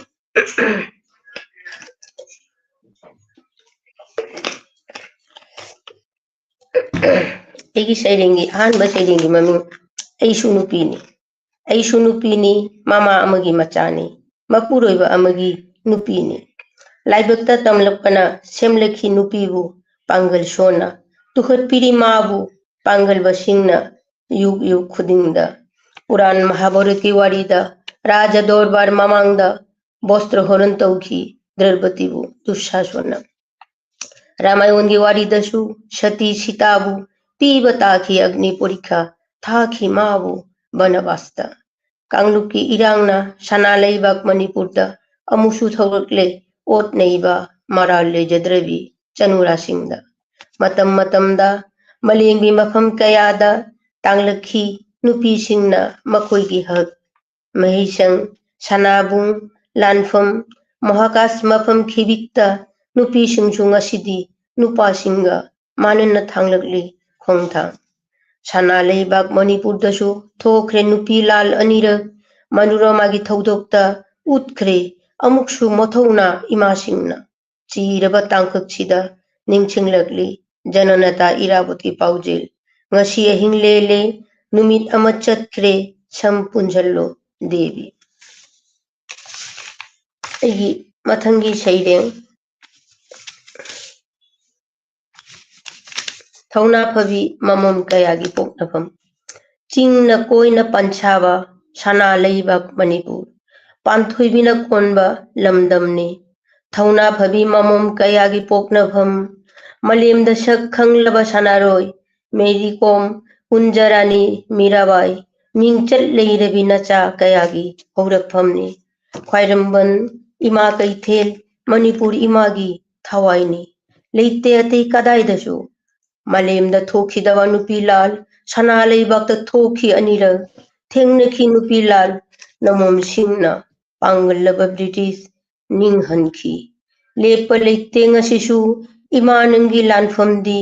थेंगनरी नुंगती मांगथाना चोइजाइनरबा समलांग हुगत्तुना चंगछिल्ली लानबम तमना खुत्ता मैरा पाइदुना मणिपुर सना लेबाक ngakpada yaknabaga mayog yaribi hanba leite nongmata ima nangdi athoibini ahum suba nupi lal thengnabini kanglei ngamkhei ngakpada tumba chaba changdrabi nangi kathokpagi waritana warida mayek lana mutpa naidana lehuragani sana leibak manipur agi ani suba sereng loijari amaka pade aibo mathang tawrasi akoi second round keno namuk laksege yoja nam nungaijare na tentakna akoi keno tawna wa habibu gitamak ngasi si kay hatare yamna aigi oina su yamna nungaiba numit amani amu sumaina akoi mayam akoi ima mayam akoi iche mayam sing akoi keno mi platform mo da prakna lahon bangam basi tawbatabu akoina kay hatare aigi nungaitaba pendaba madi lay ngasai su ina hajakibaduni akoi ngasigi thawramasida Assam Tripura Bangladesh adedi Manipur pulapuna tawjaningna adubu aina maruaina kena Bangladesh Tripura da oina mayon ji khara laisanjare maramdi koi Manipur da amadi Assam da de koi meitei masing yambanina lak haitare kantra koi 7 digit 6 digit hena leibanina koi mi masing yambanina koi sum thawram pangthok pasi sum toina sum ui India da koi gi Assam da bo natraga na Manipur da di TV channel mayam leiba aduga loina na koi ningong singi nupi singi keno su koi organization mayam leibanina koi gi magai dagi ade chepong da su kai da mayam si ui aduga koi nupi gi numit sigi matang da koi Bangladesh da khne Tripura da khangde naina ba si khara wali aduna aina ima lon amasung ima singi khonjel haide makhoi gi wari singi aina sum tahan ningduna tawbatabu ati keno singda aina thamdana koi kabi sing oina koi kaina de koi Bangladesh le ba mitei ron hi phajana su khangba wat ba haitare maru oina koi academically Tripura da sungai academically koi tamak koi khudong jabu si leite bana koi masen sum koi imung manung do oina ngangna ba aduga yamna formal oina koi phajana sumaina ngangna ba gi khudong jabu ji khara wat panina koi ngangak pada natra kana haidorak pada phajana haige harpa ngam tawrak matamda matang da koi sum khara khoi ki ba natra kana khara shoi ba natra kana khara ikai ba natra kana khara hangoi ba sigu sim jawi to asina khoi manung da su khara practice haita ma mafam kaino khakta nataba numit asigi kai haita Women's Day asigi kadong jaba si lorok akhoi gi ima singbu ichen singbu iche singbu thagat pagi kaino ki nataba akhoi gi thodang sing jo koina ningsing ba ma changni tawbatabu Bangladesh da ina sum chawlok ngi haitare awaba thengna basi akhoi imung manungi awaba si ima singna iche singna ichan singna hena thengne kaino haidi hoi sen tan ba natrak mapani kaino se khoi gi ipa singna tawraga su imungi awaba se maruina khoi gi ꯀꯩꯅꯣꯁꯦ ꯅꯤꯉꯣꯜꯁꯤꯡꯅ ꯊꯦꯡꯅꯩ ꯇꯣ ꯑꯁꯤꯒꯤ ꯀꯩꯅꯣꯁꯤꯁꯨ ꯑꯩꯈꯣꯏ ꯑꯃꯨꯛꯀꯁꯨ ꯍꯟꯅ ꯄꯨꯁꯜꯂꯤ ꯑꯁꯤꯒꯤꯁꯤꯒ ꯃꯄꯥꯟꯗ ꯂꯩꯔꯕꯅꯤꯅ ꯑꯩ ꯍꯧꯖꯤꯛ ꯁꯤꯒ ꯂꯩꯔꯕꯅꯤꯅ ꯈꯪꯉꯦ ꯑꯩꯈꯣꯏ ꯅꯨꯄꯥ ꯅꯨꯄꯤ ꯄꯨꯟꯅ ꯊꯕꯛ ꯁꯨꯕꯤꯅꯕ ꯑꯉꯥꯡ ꯆꯥꯛꯍꯨꯜꯂꯁꯨ ꯄꯨꯟꯅ ꯑꯗꯩꯗꯤ ꯆꯥꯛ ꯊꯣꯡꯕ ꯀꯣꯟ ꯐꯦꯡꯕ ꯄꯨꯝꯅꯃꯛꯁꯨ ꯑꯩꯈꯣꯏ ꯅꯨꯄꯥꯁꯨ ꯏꯁꯥ ꯏꯁꯥꯃꯛꯁꯨ ꯇꯧꯋꯤ ꯃꯌꯥꯝꯁꯤꯒ ꯂꯩꯕ ꯄꯨꯝꯅꯃꯛ ꯇꯧꯗꯕꯁꯨ ꯌꯥꯗꯦ ꯑꯁꯤꯒꯤ ꯑꯑꯣꯟꯕꯁꯤ ꯑꯩꯈꯣꯏ ꯁꯤꯗꯁꯨ ꯂꯥꯛꯀꯅꯤ ꯑꯗꯨꯒ ꯂꯣꯏꯅꯅ ꯑꯩꯈꯣꯏ ꯐꯦꯃꯤꯅꯤꯖꯝ ꯍꯥꯏꯒꯗ꯭ꯔꯥ ꯍꯧꯖꯤꯛꯀꯤ ꯅꯤꯉꯣꯜꯁꯤꯡꯒꯤ ꯅꯨꯄꯤꯁꯤꯡꯒꯤ ꯑꯣꯙꯤꯀꯥꯔ ꯑꯁꯤꯁꯨ ꯑꯩꯈꯣꯏꯒꯤ ꯃꯅꯨꯡꯗ ꯈꯔ ꯅꯩꯅꯕꯁꯤ ꯈꯔ ꯋꯥꯠ ꯃꯥꯟꯅꯩꯅ ꯈꯜꯂꯦ ꯑꯁꯤꯒꯤ ꯃꯇꯥꯡꯗꯁꯨ ꯑꯩꯈꯣꯏ ꯑꯏꯕꯤꯁꯤꯡꯒꯤ ꯃꯥꯏꯀꯩꯗꯒꯤꯁꯨ ꯑꯇꯩꯁꯨ ꯍꯦꯟꯅ ꯈꯣꯜꯂꯥꯎꯁꯤ ꯊꯣꯛꯂꯛꯀꯗ꯭ꯔꯥ ꯍꯥꯏꯕꯁꯤ ꯈꯜꯂꯤ ꯃꯔꯨꯑꯣꯏꯅ ꯏꯃꯥꯁꯤꯡꯒꯤ ꯏꯆꯦꯁꯤꯡꯒꯤ ꯏꯆꯟꯁꯤꯡꯒꯤ ꯃꯥꯏꯀꯩꯗꯒꯤ ꯇꯣ ꯑꯍꯥꯟꯕꯃꯛꯇꯗ ꯑꯩ ꯉꯁꯤ ꯃꯃꯥꯡꯗꯁꯨ ꯍꯥꯏꯖꯈ꯭ꯔꯦ ꯑꯩꯈꯣꯏꯅ ꯍꯥꯏꯖꯔꯨꯕꯗ ꯁꯔꯨꯛ ꯌꯥꯕꯤꯅꯕ ꯍꯥꯏꯔꯨꯕꯗ ꯑꯩꯈꯣꯏꯒꯤ ꯑꯣꯖꯥꯁꯤꯡꯅ ꯍꯔꯥꯎ ꯍꯔꯥꯎꯅ ꯌꯥꯕꯤꯔꯛꯄꯒꯤꯗꯃꯛ ꯄꯨꯝꯅꯃꯛꯄꯨꯁꯨ ꯑꯩ ꯃꯅꯤꯄꯨꯔꯤ ꯃꯤꯔꯔꯒꯤ ꯃꯥꯏꯀꯩꯗꯒꯤ ꯏꯁꯥꯒꯤ ꯃꯥꯏꯀꯩꯗꯒꯤꯁꯨ ꯑꯃꯨꯛꯀꯁꯨ ꯍꯟꯅ ꯅꯣꯛꯆꯔꯤ ꯏꯀꯥꯏ ꯈꯨꯝꯅꯖꯔꯤ ꯈꯨꯔꯨꯝꯖꯔꯤ ꯑꯗꯨꯒ ꯑꯩꯈꯣꯏꯒꯤ ꯊꯧꯔꯝ ꯑꯁꯤꯕꯨ ꯌꯦꯡꯕꯤꯔꯤꯕ ꯑꯣꯗꯤꯌꯦꯟꯁ ꯄꯨꯝꯅꯃꯛꯄꯨꯁꯨ ꯑꯩꯅ ꯑꯃꯨꯛꯀꯁꯨ ꯍꯟꯅ ꯏꯀꯥꯏ ꯈꯨꯝꯅꯖꯔꯤ ꯀꯣꯃꯦꯟꯠ ꯄꯤꯕꯤꯗꯨꯅ ꯃꯅꯤꯄꯨꯔꯗꯒꯤ ꯑꯁꯥꯝꯗꯒꯤ ꯇ꯭ꯔꯤꯄꯨꯔꯥꯗꯒꯤ ꯑꯩꯈꯣꯏ ꯕꯪꯒ꯭ꯂꯥꯗꯦꯁꯇꯒꯤ ꯄꯨꯝꯅꯃꯛꯄꯨꯁꯨ ꯃꯤꯡ ꯑꯣꯏꯅ ꯄꯜꯂꯒꯗꯤ ꯌꯥꯝꯕꯅꯤ ꯑꯩꯈꯣꯏ ꯑꯣꯖꯥ ꯁꯨꯔꯆꯥꯟ ꯊꯤꯌꯥꯝ ꯌꯦꯡꯕꯤꯔꯤ ꯑꯗꯨꯒꯩꯗꯤ ꯌꯥꯝꯕꯨꯡ ꯔꯥꯖꯀꯨꯃꯥꯔ ꯇꯔꯨꯟꯖꯤꯠ ꯃꯥꯂꯦꯝ ꯃꯪꯂꯦꯝꯕ ꯍꯩꯕꯝ ꯑꯗꯩꯗꯤ ꯑꯩꯈꯣꯏ ꯏꯇꯩꯃ ꯕꯤꯃꯥꯋꯇꯤ ꯊꯤꯌꯥꯝ ꯑꯗꯨꯗꯒꯤꯗꯤ ꯁꯣꯔꯠ ꯑꯩꯈꯣꯏꯒꯤ ꯃꯥꯏꯕꯝ ꯁꯥꯙꯣꯟ ꯅꯆꯤꯡꯕ ꯑꯣꯖꯥ ꯍꯤꯖꯝ ꯔꯥꯖꯦꯟ ꯑꯗꯨꯒ ꯂꯣꯏꯅꯅ ꯑꯩꯈꯣꯏ ꯀꯩꯅꯣꯒꯤ ꯑꯩꯈꯣꯏ ꯑꯩ ꯃꯔꯨꯞ ꯁꯦꯔꯥꯝ ꯅꯤꯔꯟꯖꯣꯟ ꯑꯗꯩꯗꯤ ꯃꯣꯏꯔꯥꯡꯊꯦꯝ ꯅꯒꯤꯟꯗ꯭ꯔ ꯅꯆꯤꯡꯕ ꯑꯣꯖꯥ ꯕꯤꯖꯌ ꯀꯩꯁꯥꯝ ꯏꯀꯦꯟ ꯈꯨꯔꯥꯏ ꯑꯣꯖꯥ ꯂꯥꯏꯁ꯭ꯔꯝ ꯔꯥꯃꯣꯂꯥ ꯅꯥꯎꯔꯦꯝ ꯙ꯭ꯔꯤꯇ ꯑꯗꯩꯗꯤ ꯑꯩꯈꯣꯏꯒꯤ ꯏꯆꯦ ꯕꯦꯕꯤ ꯁꯣꯔꯥꯏꯁꯝ ꯀꯣꯟꯖꯦꯡꯕꯝ ꯁꯔꯤꯇꯥ ꯉꯧꯕ ꯂꯥꯏꯔꯦꯟ ꯂꯥꯛꯄꯝ ꯌꯥꯝꯅ ꯑꯩꯈꯣꯏ ꯀꯩ ꯍꯥꯏꯇꯥꯔꯦ ꯕꯪꯒ꯭ꯂꯥꯗꯦꯁ ꯏꯟꯗꯤꯌꯥ ꯑꯃꯗꯤ ꯑꯩꯈꯣꯏ ꯅꯣꯔꯠ ꯑꯃꯦꯔꯤꯀꯥꯗ ꯁꯤꯒ ꯂꯩꯕ ꯑꯃꯦꯔꯤꯀꯥ ꯀꯅꯥꯗꯥ ꯂꯩꯕ ꯃꯌꯥꯝꯁꯨ ꯌꯦꯡꯕꯤꯔꯤ ꯑꯃꯨꯛꯀꯁꯨ ꯍꯟꯅ ꯊꯥꯒꯠꯆꯔꯤ ꯑꯩꯈꯣꯏ ꯀꯩ ꯍꯥꯏꯇꯥꯔꯦ ꯑꯩꯈꯣꯏꯅ ꯉꯥꯡꯕꯗ ꯅꯠꯇ꯭ꯔꯒꯅ ꯑꯩꯈꯣꯏꯅ ꯍꯥꯏꯕꯗ ꯀꯔꯤꯒꯨꯝꯕ ꯁꯣꯏꯕ ꯑꯁꯣꯏ ꯑꯔꯥꯟ ꯌꯥꯎꯔꯁꯨ ꯃꯌꯥꯝ ꯉꯥꯛꯄꯤꯌꯨ ꯃꯊꯪꯒꯤ ꯔꯥꯎꯟꯁꯤꯗ ꯑꯃꯨꯛꯀ ꯑꯩꯈꯣꯏ ꯂꯥꯛꯆꯔꯒꯦ ꯑꯩꯈꯣꯏ ꯃꯃꯥꯡꯉꯩꯒꯤ ꯀꯩꯅꯣꯗꯣ ꯈꯖꯤꯛꯇꯪ ꯑꯁꯤ ꯀꯥꯏꯊꯣꯛꯆꯔꯒꯁꯨ ꯃꯇꯦꯛ ꯈꯔ ꯇꯦꯟꯇꯛꯅ ꯑꯣꯖꯥꯁꯤꯡꯒꯤ ꯀꯔꯤꯒꯨꯝꯕ ꯍꯥꯏꯅꯤꯡꯕ ꯂꯩꯔꯒꯗꯤ ꯁꯩꯔꯦꯡ ꯑꯃꯇꯪꯒ ꯂꯣꯏꯅ ꯍꯥꯟꯅ ꯍꯥꯏꯕꯗ ꯆꯤꯊꯍꯧꯕ ꯅꯠꯇ꯭ꯔꯒ ꯅꯧꯍꯧꯅꯅ ꯋꯥꯈꯜꯗ ꯐꯥꯎꯔꯛꯄ ꯂꯩꯔꯒꯗꯤ ꯑꯗꯨꯁꯨ ꯍꯥꯏꯕꯤꯔꯝꯃꯨ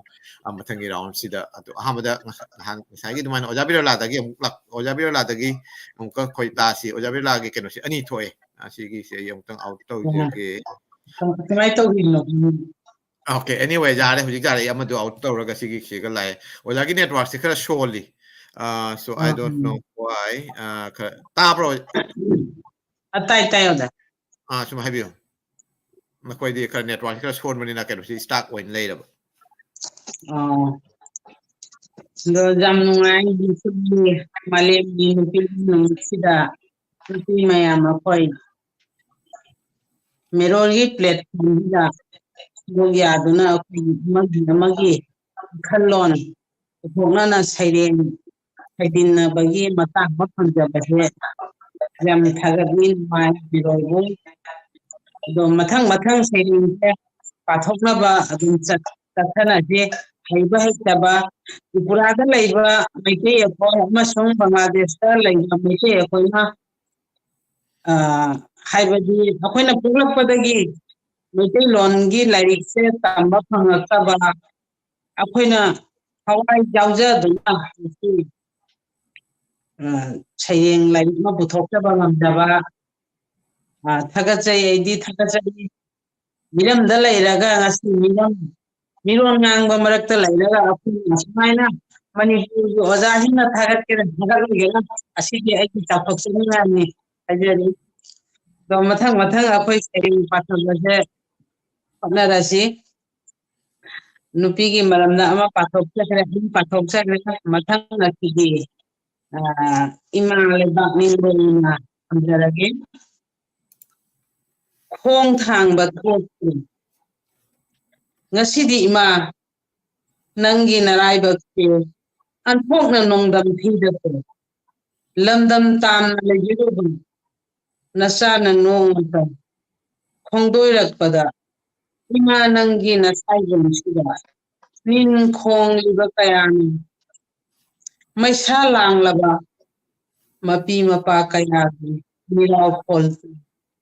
ꯄꯨꯝꯅꯤꯟ ꯅꯤꯜꯂꯦ ꯑꯇꯤꯌꯥꯁꯤ ꯁꯝꯕꯜꯅ ꯂꯧ ꯆꯥꯔꯕ ꯇꯨꯝꯐꯛ ꯇꯨꯝꯐꯥꯏꯅꯔꯦ ꯑꯀꯣꯏꯕꯁꯤ ꯃꯇꯣꯟ ꯇꯨꯝꯅ ꯂꯦꯞꯄꯤꯕ ꯋꯥꯌꯦꯜ ꯊꯧꯗꯥ ꯁꯦꯝꯅ ꯊꯝꯕ ꯊꯧꯗꯥꯔꯣꯏꯁꯤꯡ ꯇꯨꯝꯈꯣꯜ ꯇꯥꯟꯈ꯭ꯔꯦ ꯉꯁꯤꯗꯤ ꯋꯥ ꯉꯥꯡꯂꯦ ꯃꯤꯅꯝꯕꯁꯤꯡ ꯀꯥꯡꯈꯣꯡ ꯆꯥꯏꯔꯒ ꯋꯥꯈꯜ ꯄꯨꯛꯅꯤꯡ ꯂꯩꯇꯥꯐꯝ ꯈꯪꯗꯦ ꯅꯨꯡꯁꯤꯅ ꯅꯥꯎꯀꯣꯟꯖꯕ ꯃꯈꯥꯗ ꯃꯁꯥꯅ ꯌꯣꯛꯆꯕ ꯂꯝꯒꯤ ꯁꯥꯁꯤꯡ ꯂꯋꯥꯏ ꯂꯨꯔꯦꯟ ꯄꯣꯛꯊꯣꯛꯄꯤꯕꯗ ꯃꯆꯨ ꯀꯌꯥꯒꯤ ꯂꯩꯔꯥꯡꯅ ꯆꯤꯡꯃꯥꯏ ꯊꯟꯅ ꯁꯥꯠꯄ ꯂꯝꯗꯝꯁꯦ ꯑꯍꯤꯡꯁꯥꯒꯤ ꯃꯩꯅ ꯃꯩꯋꯥꯏ ꯅꯨꯡꯁꯤꯔꯕ ꯏꯆꯤꯟ ꯏꯅꯥꯎꯁꯤꯡꯒꯤ ꯃꯔꯛꯇ ꯈꯨꯇꯥꯛ ꯂꯥꯟꯁꯤꯟꯅꯕꯁꯤꯗꯤ ꯂꯣꯏꯖꯤꯡ ꯂꯣꯌꯥ ꯌꯣꯡꯅ ꯌꯨꯝꯕꯨ ꯇꯥꯟꯂꯤ ꯍꯥꯏꯕꯕꯨ ꯐꯦꯠꯆꯤꯟꯂꯤ ꯃꯅꯤꯡ ꯇꯝꯅ ꯊꯥꯡꯖꯤꯡꯒꯤ ꯁꯦꯡꯂꯕ ꯂꯥꯏꯐꯝꯗ ꯃꯈꯣꯏꯒꯤ ꯀ꯭ꯔꯣꯝ ꯇꯦꯔꯥ ꯃꯣꯝꯄꯥꯛꯀꯤ ꯇꯥꯈꯤꯕ ꯏꯕꯨꯡ ꯏꯄ꯭ꯋꯥ ꯀꯌꯥꯅ ꯋꯥꯛꯆꯤꯡꯒꯤ ꯎꯃꯪ ꯈꯥꯡꯂꯒ ꯎꯃꯪ ꯋꯥꯃꯪ ꯃꯣꯡꯁꯣꯡꯗ ꯌꯩꯔꯤ ꯏꯃꯥꯒꯤ ꯈꯣꯝꯂꯝ ꯂꯝꯁꯤꯡꯗ ꯃꯆꯥꯁꯤꯡꯅ ꯇꯨꯝꯕ ꯃꯇꯦꯛ ꯆꯥꯕ ꯃꯇꯦꯛ ꯏꯃꯥ ꯅꯪꯕꯨ ꯊꯥꯗꯣꯛꯈꯤ ꯅꯆꯥꯅ ꯀꯔꯝꯅ ꯍꯤꯡꯂꯝꯗ ꯈꯣꯡ ꯊꯥꯡꯕ ꯊꯤꯠꯇꯅꯤ ꯑꯩꯒꯤ ꯑꯅꯤꯁꯨꯕ ꯔꯥꯎꯟꯒꯤ ꯁꯩꯔꯦꯡ ꯃꯊꯪ ꯁꯩꯔꯦꯡ ꯇꯦꯟꯕ ꯏꯃꯥꯂꯣꯟꯒꯤ ꯑꯃ ꯊꯝꯒꯦ ꯑꯩꯒꯤ ꯂꯣꯟ ꯏꯃꯥꯂꯣꯟ ꯂꯥꯏꯔꯕꯤ ꯂꯣꯟꯅꯤ ꯍꯥꯏꯕꯁꯤ ꯚꯥꯔꯠ ꯁꯪꯕꯤꯙꯥꯟꯅ ꯁꯛꯇꯥꯛꯂꯕ ꯂꯩꯕꯥꯛꯅ ꯁꯛꯈꯪꯂꯕ ꯏꯔꯣꯜꯅꯤ ꯂꯩꯇꯣꯟ ꯈꯠꯄꯗ ꯅꯨꯡꯉꯥꯏꯕꯅꯤ ꯏꯌꯦꯛ ꯃꯄꯤ ꯂꯩꯖꯕꯅꯤ ꯃꯤꯔꯝꯒꯤ ꯂꯩꯍꯥꯎꯗ ꯄꯣꯛꯆꯔꯕꯁꯨ ꯃꯄꯥꯜ ꯇꯥꯡꯖꯔꯕꯁꯨ ꯃꯤꯔꯝꯗ ꯏꯌꯦꯛ ꯃꯔꯣꯜ ꯀꯥꯎꯈ꯭ꯔꯗꯦ ꯀꯪꯂꯩ ꯏꯃꯥꯅ ꯄꯣꯛꯄꯅꯤ ꯌꯣꯛꯆꯕꯅ ꯇꯈꯦꯜ ꯏꯃꯥꯅꯤ ꯇꯈꯦꯜ ꯀꯣꯅꯨꯡꯒ ꯅꯤꯡꯊꯧꯔꯦꯜꯁꯤꯡ ꯉꯥꯡꯅꯩ ꯁꯛꯏ ꯃꯩꯇꯩꯂꯣꯟ ꯆꯥꯎꯖꯩ ꯄꯣꯡꯖꯩ ꯃꯩꯇꯩꯁꯤꯡꯅ ꯏꯃꯥ ꯏꯄꯨꯅ ꯀꯩꯔꯥꯛ ꯊꯥꯔꯝꯕ ꯇꯈꯦꯜ ꯏꯃꯥꯒꯤ ꯃꯁꯥꯏ ꯀꯣꯟꯗ ꯎꯃꯪ ꯂꯥꯏ ꯍꯔꯥꯎꯕꯅꯤ ꯂꯩꯁꯦꯝꯕꯨꯡꯒꯤ ꯂꯩꯃ ꯖꯒꯣꯏ ꯇꯠꯅ ꯊꯥꯅꯕ ꯌꯥꯗ꯭ꯔꯕ ꯏꯔꯣꯝꯅ ꯁꯛꯂꯤ ꯁꯣꯠꯂꯤ ꯂꯩꯇꯣꯟ ꯏꯁꯩ ꯃꯤꯔꯥꯏ ꯐꯗꯦ ꯀꯍꯤꯅꯤ ꯑꯩꯒꯤ ꯂꯣꯟ ꯏꯃꯥ ꯂꯣꯟ ꯄꯨꯛꯅꯤꯡꯒꯤ ꯑꯆꯦꯠꯄ ꯂꯩꯋꯥꯅꯤ ꯄꯣꯡꯖ ꯂꯦꯝꯖꯕꯒꯤ ꯃꯤꯁꯛꯅꯤ ꯂꯣꯏꯖꯔꯦ ꯑꯩꯒꯤ ꯁꯩꯔꯦꯡ ꯃꯊꯪ ꯑꯁꯤꯗꯤ ꯃꯊꯪ ꯑꯣꯖꯥꯁꯤꯡꯗꯒꯤ ꯇꯥꯕꯤꯔꯁꯦ ꯊꯦꯡꯛ ꯌꯨ ꯑꯣꯖꯥ ꯊꯥꯒꯠꯆꯔꯤ ꯑꯩꯈꯣꯏ ꯀꯩ ꯍꯥꯏꯇꯥꯔꯦ ꯌꯥꯝꯅ ꯃꯇꯝꯁꯤ ꯌꯥꯝ ꯇꯦꯟꯅ ꯌꯥꯝꯅ ꯃꯇꯝ ꯑꯩ ꯂꯧꯖꯔꯔꯣꯏ ꯃꯊꯪꯗ ꯑꯩꯈꯣꯏ ꯀꯩꯅꯣꯗ ꯂꯥꯛꯆꯒꯦ ꯔꯣꯁꯅꯔꯥꯗ ꯂꯥꯛꯁꯤ ꯄ꯭ꯔꯃꯣꯗ ꯉꯁꯤ ꯑꯣꯀꯦ ꯌꯥꯝꯅ ꯅꯨꯡꯉꯥꯏꯕ ꯁꯥꯎꯟꯁꯦ ꯅꯨꯃꯤꯠ ꯑꯅꯤ ꯊꯣꯛ ꯇꯥꯕ꯭ꯔꯥ ꯇꯥꯏ ꯇꯥꯏ ꯇꯥꯏ ngasi malemgi nupi numitsi yamna nungai khaba numit amani aidi manipuri nupi manipuri ningol athoi bini ai jamna proud feel tawje ai manipuri oina pokchaba nupi oiraga ai negative wasi jamna ngangje ningdaba ai ekhoigi nupi oibagi nupi bu jamna wahalba nungai handaba nupi na tonba asumba wari si mayam leiraga so ai sumba si khari avoid to ningi jamna hainingde aidi negative jamna pamdaba nupi mani ai adubo ai ngasi imalon gi mathakte I yekiba sireng am khaktang pathokchege o aigi khoithumnaraba imalon ferengi ming taminarasi palem imabu thamoi sengna nungsijei imagi lon manipuri lon busu aigi awanungai gi pothaphamni lon sina angang nawa oiringai nausum isei saktuna sumbikhibani imana aibu ngasisu napada yairi nausum isei gi khonjeldo lon sida nokchei lon sida kapchei thamoi gi apenba harauba nungaiba khuding penna phongdok chafam oiriba aigi pamjeraba imalon he manipuri lon o aigi khoithumnaraba imalon laklo he palem imagi mapari momom sing imalon bu cheksanna ngak selasi thamoida imalon nungsibagi anoba inot haplasi tungi horakliba chada nauda singda imalon dagi henba leite khanghanbagi amatta oiba phirep lawrasi adubu ngasidi yamne ikaiba phawi thamoida pendabagi mami tarakli karigino imalonbu kauba ngamlakliba karigi honglakli inatki phiji chakcha karigi kauthurakli isagi itihas ngasidi aise iral siraba oire ꯑꯩꯈꯣꯏꯒꯤ ꯏꯃꯥꯂꯣꯟ ꯏꯄꯥ ꯏꯄꯨꯒꯤ ꯐꯤꯖꯦ ꯆꯛꯆꯥ ꯑꯩꯈꯣꯏꯒꯤ ꯑꯔꯤꯕ ꯏꯇꯤꯍꯥꯁ ꯀꯟꯗꯕ ꯌꯥꯗꯦ ꯈꯜꯂꯛꯂꯦ ꯅꯥꯠꯀꯤ ꯐꯤꯖꯣꯜ ꯐꯅꯦꯛ ꯏꯟꯅꯐꯤ ꯀꯥꯡꯊꯣꯟ ꯐꯤꯗꯥ ꯏꯄꯥꯅ ꯌꯦꯅꯈꯥꯗ ꯊꯥꯕ ꯃꯀꯥ ꯐꯟꯕ ꯍꯪꯒꯥꯝ ꯄꯂꯦꯝ ꯏꯃꯥꯅ ꯊꯣꯡꯕ ꯎꯇꯤ ꯏꯔꯣꯟꯕ ꯑꯩꯒꯤ ꯑꯣꯏ ꯑꯦꯠꯇ ꯉꯥꯟꯊꯣꯏꯗꯨꯅ ꯑꯩꯕꯨ ꯄꯨꯛꯅꯤꯡ ꯊꯧꯒꯠꯀꯅꯤ ꯄꯨꯛꯅꯤꯡ ꯊꯧꯒꯠꯄꯤꯒꯅꯤ ꯑꯩꯒꯤ ꯅꯨꯡꯁꯤꯔꯕ ꯏꯃꯥꯂꯣꯟꯅ ꯃꯇꯝ ꯆꯨꯞꯄ ꯉꯥꯟꯊꯣꯏꯗꯨꯅ ꯂꯩꯔꯁꯅꯨ ꯊꯋꯥꯟꯃꯤꯆꯥꯛꯄꯨꯝ ꯑꯩꯒꯤ ꯂꯣꯟ ꯑꯩꯒꯤ ꯅꯥꯠ ꯖꯨꯒ ꯖꯨꯒ ꯀꯌꯥ ꯃꯥꯂꯦꯝ ꯂꯩꯃꯅ ꯂꯩꯔꯤ ꯃꯈꯩ ꯃꯌꯥꯝꯕꯨ ꯊꯥꯒꯠꯆꯔꯤ Thank you, thank you. Kay haitare issue koi marup rosuna lagi dumain haijeningi am negative nataba akoi chummi akoi mamangai dasu aina haikhiba duni akoi gi manungda akoi ningon singbu nupi singbu khara handana yamagi kano yangma yamna sigi history haigadra sigi itihas sangnaba kano silai si akoi na kanada su taninga leite haigadra natragana akoi kay haitare taibang semba kano gi haurakpadagi oiba dimakti natti asi kay sabota gi civilization gi matungin matang matang lakibani adubu hojik akoi gi angan ba mangal akoi civilization natragana akoi gi kano gi laiki mangal natragana gyan gi mangal dagi oraga so akoi khara khangba ngamae akoi gi asigi lamjen sidasu akoi mitei akoi leiriba Bangladesh da bore su India da bore su akoi punmak su lamben hojik khongjel sta ko su yauri asimbakne akoi na hajening message mathang da akoi oja ken han da lakjarage kano si oja ken han kano tabra so ikhajiktang kano se akoi network si khajitang shon bagum tawi mo ta chappi so tabi daga de sum habiro mathang mathang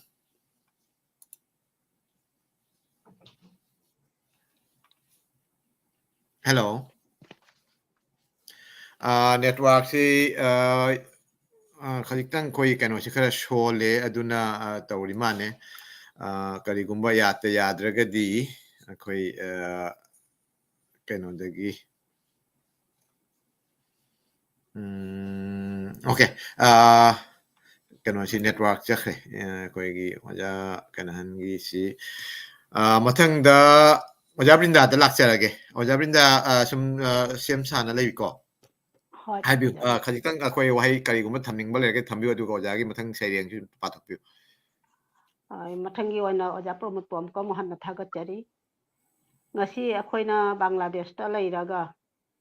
ꯉꯁꯥꯏꯅꯁꯨ ꯍꯥꯏꯈ꯭ꯔꯦ ꯑꯣꯖꯥ ꯕꯤꯔꯣꯂꯥꯅ ꯃꯅꯤꯄꯨꯔꯒꯤ ꯈꯣꯟꯊꯣꯛꯀ ꯑꯩꯈꯣꯏꯒꯤ ꯕꯪꯒ꯭ꯂꯥꯗꯦꯁꯇ ꯂꯩꯕꯒꯤ ꯈꯣꯟꯊꯣꯛꯀ ꯈꯤꯇꯪ ꯈꯦꯠꯅꯕ ꯂꯩ ꯑꯗꯨꯅ ꯍꯩꯇ ꯍꯩꯇꯅ ꯑꯣꯏꯔꯒꯁꯨ ꯃꯤꯔꯩꯕꯥꯛꯇ ꯂꯩꯔꯒ ꯑꯩꯈꯣꯏꯅ ꯃꯩꯇꯩꯂꯣꯟꯕꯨ ꯏꯃꯥꯂꯣꯟꯕꯨ ꯑꯃꯁꯨꯡ ꯃꯩꯇꯩ ꯃꯌꯦꯛꯄꯨ ꯑꯩꯈꯣꯏꯅ ꯁꯤꯖꯤꯟꯅꯅ ꯑꯩꯈꯣꯏꯅ ꯂꯥꯏꯔꯤꯛꯇ ꯏꯔꯣꯜ ꯏꯌꯦꯛꯅ ꯏꯖꯕ ꯂꯣꯏꯅꯅ ꯕꯪꯒ꯭ꯂꯥꯗꯦꯁꯇ ꯂꯩꯕꯅꯤꯅ ꯑꯩꯈꯣꯏ ꯕꯪꯒ꯭ꯂꯥꯁꯨ ꯊꯥꯗꯣꯛꯄ ꯌꯥꯗꯦ ꯕꯪꯒ꯭ꯂꯥꯗꯦꯁꯇ ꯂꯩꯔꯒ ꯕꯪꯒ꯭ꯂꯥꯁꯤꯅ ꯁꯤꯖꯤꯟꯅꯔꯒ ꯑꯩꯈꯣꯏꯒꯤ ꯁꯥꯔꯚꯤꯁ ꯈꯪꯗꯦ ꯃꯄꯥꯟꯗ ꯊꯣꯛꯄ ꯈꯪꯗꯦ ꯑꯁꯤ ꯑꯩꯈꯣꯏ ꯕꯪꯒ꯭ꯂꯥꯁꯤ ꯁꯤꯖꯤꯟꯅꯗꯕ ꯌꯥꯗꯦ ꯑꯗꯨꯅ ꯕꯪꯒ꯭ꯂꯥꯒꯁꯨ ꯑꯩꯈꯣꯏ ꯂꯣꯏꯅꯅ ꯑꯩꯈꯣꯏ ꯊꯧꯗꯥꯡ ꯄꯨꯝꯅꯃꯛ ꯑꯁꯤꯒ ꯄꯥꯡꯊꯣꯛꯇꯕ ꯌꯥꯗꯦ ꯑꯗꯨꯅ ꯑꯩꯈꯣꯏꯅ ꯏꯖꯕꯗ ꯁꯩꯔꯦꯡ ꯄꯥꯊꯣꯛꯄꯗ ꯋꯥ ꯍꯥꯏꯕꯗ ꯈꯣꯟꯊꯣꯛꯇ ꯋꯥꯍꯩꯗ ꯁꯣꯏꯕ ꯌꯥꯎꯔꯒꯁꯨ ꯃꯌꯥꯝꯅ ꯉꯥꯛꯄꯤꯅꯤ ꯑꯁꯤ ꯈꯜꯂꯤ ꯑꯗꯣ ꯉꯁꯤꯒꯤ ꯃꯊꯪꯒꯤ ꯅꯤꯄꯤꯒꯤ ꯑꯣꯏꯅ ꯅꯤꯄꯤꯒꯤ ꯅꯨꯃꯤꯠꯁꯤꯗ ꯑꯩꯒꯤ ꯃꯊꯪꯒꯤ ꯁꯩꯔꯦꯡ ꯃꯌꯥꯝꯗ ꯂꯥꯟꯊꯣꯛꯆꯒꯦ ꯄꯂꯦꯝ ꯑꯄꯣꯛꯄꯤ ꯍꯦ ꯄꯂꯦꯝ ꯑꯄꯣꯛꯄꯤ ꯅꯣꯡꯃꯣꯝꯗꯤ ꯃꯤꯒꯤ ꯁꯥꯒꯩꯗ ꯇꯤꯟꯈ꯭ꯔꯕꯤꯅꯤ ꯑꯗꯨꯕꯨ ꯄꯂꯦꯝ ꯑꯄꯣꯛꯄꯤꯒꯤ ꯃꯤꯅꯨꯡꯁꯤꯒꯤ ꯑꯣꯏꯅ ꯏꯃꯥꯂꯣꯟꯕꯨ ꯑꯄꯣꯛꯄꯒꯤ ꯄꯥꯟꯗꯝꯃꯒ ꯏꯔꯣꯜ ꯏꯔꯩꯆꯥꯁꯤꯡꯒꯤ ꯊꯃꯣꯏꯗ ꯑꯆꯦꯠꯄ ꯏꯔꯥꯎꯈꯣꯜ ꯂꯣꯏꯅꯅ ꯄꯂꯦꯝ ꯑꯄꯣꯛꯄꯤꯒꯤ ꯑꯣꯏꯅ ꯊꯋꯥꯟꯃꯤꯆꯥꯛꯇꯒꯤ ꯑꯊꯣꯏꯕ ꯙ꯭ꯔꯨꯕ ꯇꯥꯔꯥꯒꯨꯝ ꯊꯃꯣꯏꯅꯨꯡꯗ ꯑꯄꯥꯝ ꯀꯥꯗ ꯂꯥꯠꯆꯔꯒ ꯏꯅꯥꯠꯄꯨ ꯂꯨꯅ ꯈꯟꯖꯕ ꯃꯤꯔꯩꯕꯥꯛꯇ ꯂꯩꯔꯒ ꯄꯂꯦꯝ ꯑꯄꯣꯛꯄꯤꯒꯤ ꯑꯣꯏꯅ ꯄꯤꯛꯂꯤꯉꯩꯗꯒꯤ ꯃꯁꯤꯡ ꯂꯥꯛꯂꯝꯗ꯭ꯔꯕ ꯄꯂꯦꯝ ꯑꯄꯣꯛꯄꯤꯅ ꯏꯔꯣꯜꯅ ꯁꯩꯔꯦꯡ ꯋꯥꯔꯦꯡ ꯀꯌꯥꯇꯪ ꯁꯩꯊꯥꯗꯨꯅ ꯁꯩꯗꯝꯕꯤꯔꯛꯏ ꯎꯏꯁꯤꯜꯂꯤ ꯆꯦꯠꯅ ꯃꯤꯁꯅꯥ ꯑꯅꯤ ꯎꯕ ꯐꯪꯏ ꯄꯂꯦꯝꯒꯤ ꯀꯥꯎꯉꯝꯗ꯭ꯔꯕ ꯅꯨꯡꯁꯤ ꯃꯥꯏꯊꯣꯡ ꯄꯂꯦꯝꯒꯤ ꯃꯃꯣꯝ ꯃꯤꯅꯣꯛꯀ ꯂꯣꯏꯅꯅ ꯇꯝꯕꯤꯔꯛꯄ ꯀꯌꯥ ꯄꯨꯟꯁꯤꯒꯤ ꯑꯁꯦꯡꯕ ꯄꯥꯎꯔꯧ ꯍꯟꯖꯤꯟ ꯍꯟꯖꯤꯟ ꯃꯇꯝ ꯀꯌꯥ ꯅꯥꯊꯩꯈꯔꯦ ꯑꯅꯤꯡꯕ ꯑꯗꯨꯕꯨ ꯄꯂꯦꯝ ꯑꯄꯣꯛꯄꯤꯒꯤ ꯅꯤꯡꯁꯤꯡ ꯋꯥꯍꯩꯒ ꯂꯣꯏꯅꯅ ꯑꯀꯟꯕ ꯏꯊꯛ ꯏꯄꯣꯡꯒ ꯂꯣꯏꯅꯅ ꯆꯥꯎꯔꯕ ꯇꯣꯔꯕꯥꯟꯗ ꯂꯦꯞꯇꯨꯅ ꯑꯆꯦꯠꯄ ꯈꯣꯡꯐꯝ ꯁꯦꯝꯗꯨꯅ ꯏꯔꯝꯗꯝ ꯏꯔꯩꯆꯥꯁꯤꯡꯒꯤ ꯏꯔꯣꯜꯕꯨ ꯍꯤꯡꯍꯟꯅꯕ ꯌꯣꯛꯈꯠꯅꯕ ꯑꯃꯗꯤ ꯁꯟꯗꯣꯛꯅꯕ ꯏꯅꯥꯠꯀꯤ ꯋꯥꯈꯜ ꯃꯪꯂꯥꯟꯕꯨ ꯑꯄꯣꯛꯄꯤꯒꯤꯅꯤ ꯈꯟꯗꯨꯅ ꯃꯪꯐꯥꯎꯅꯕ ꯑꯣꯏꯔꯁꯅꯨ ꯊꯃꯣꯏꯅꯨꯡꯒꯤ ꯑꯅꯤꯡꯕ ꯃꯁꯤ ꯑꯩꯒꯤ ꯁꯩꯔꯦꯡꯒꯤ ꯀꯩꯅꯣꯁꯤ ꯑꯄꯣꯛꯄꯤꯒꯤ ꯄꯥꯟꯗꯝꯃꯒ ꯏꯃꯥꯂꯣꯟꯗ ꯁꯩꯊꯥꯗꯨꯅ ꯏꯖꯕ ꯁꯩꯔꯦꯡꯅꯤ ꯑꯁꯣꯏꯕ ꯌꯥꯎꯔꯁꯨ ꯉꯥꯛꯄꯤꯅꯤ ꯊꯥꯒꯠꯆꯔꯤ ꯃꯌꯥꯝꯕꯨ Thank you, Ola Brinda. Koi iche kenan chulae. Kenogi koi network si hujik jar madrai na khalli sound si tai ko. Ola kenan. Tabra. ꯑꯩꯒꯤ ꯁꯥꯎꯟꯁꯦ ꯌꯥꯝ ꯁꯣꯜꯂꯤ ꯑꯗꯣ ꯍꯧꯖꯤꯛꯇ ꯀꯩꯅꯣ ꯍꯥꯞꯆꯤꯜꯂꯦ Okay. ꯈꯔ Yani ꯇꯥꯕ꯭ꯔꯥ akhoi fajana tai, akhoi fajana tai. Asum wahai kratang akhoi sum keno si ngairambani. So keno yaragadi wahai kratang thambiraga saireng mathang saireng dong lanthokpiu. ꯑꯩꯒꯤ ꯑꯩꯈꯣꯏ 1982 ꯏꯪꯒ꯭ꯔꯦꯖꯤꯗ ꯕꯪꯂꯥ ꯂꯣꯟꯕꯨ ꯀꯟꯕꯒꯤꯗꯃꯛ ꯌꯥꯝꯅ ꯑꯀꯟꯕ ꯏꯔꯥꯡ ꯑꯃ ꯊꯣꯛꯈꯤꯕꯗꯨꯗ ꯊꯋꯥꯏꯅ ꯄꯣꯟꯊꯥ ꯄꯤꯈ꯭ꯔꯕꯁꯤꯡꯒꯤ ꯃꯔꯝꯗ ꯏꯖꯕ ꯁꯩꯔꯦꯡ ꯑꯃꯇꯪ ꯂꯥꯟꯊꯣꯛꯆꯒꯦ ꯁꯩꯔꯦꯡꯁꯦ ꯇꯥꯃꯤꯟꯅꯔꯁꯤ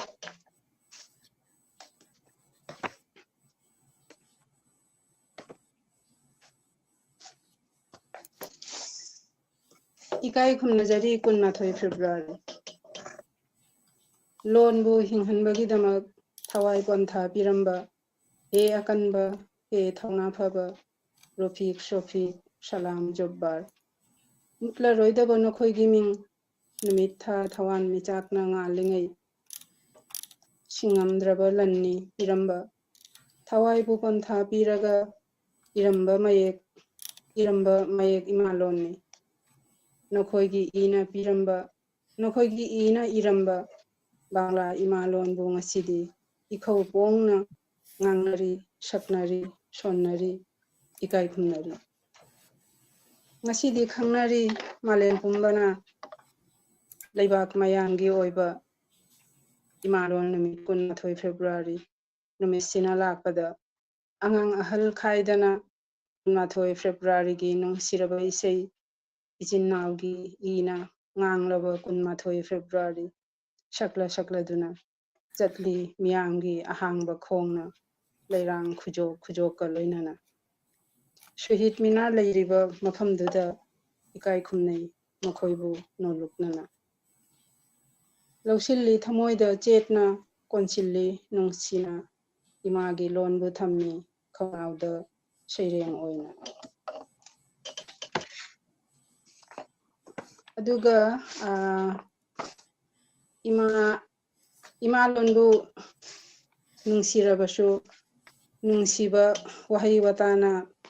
shaithaduna ijabadi hejada adugi maramda imalonbu nungsijabadagi ijaba seireng amaga thamjage Thai.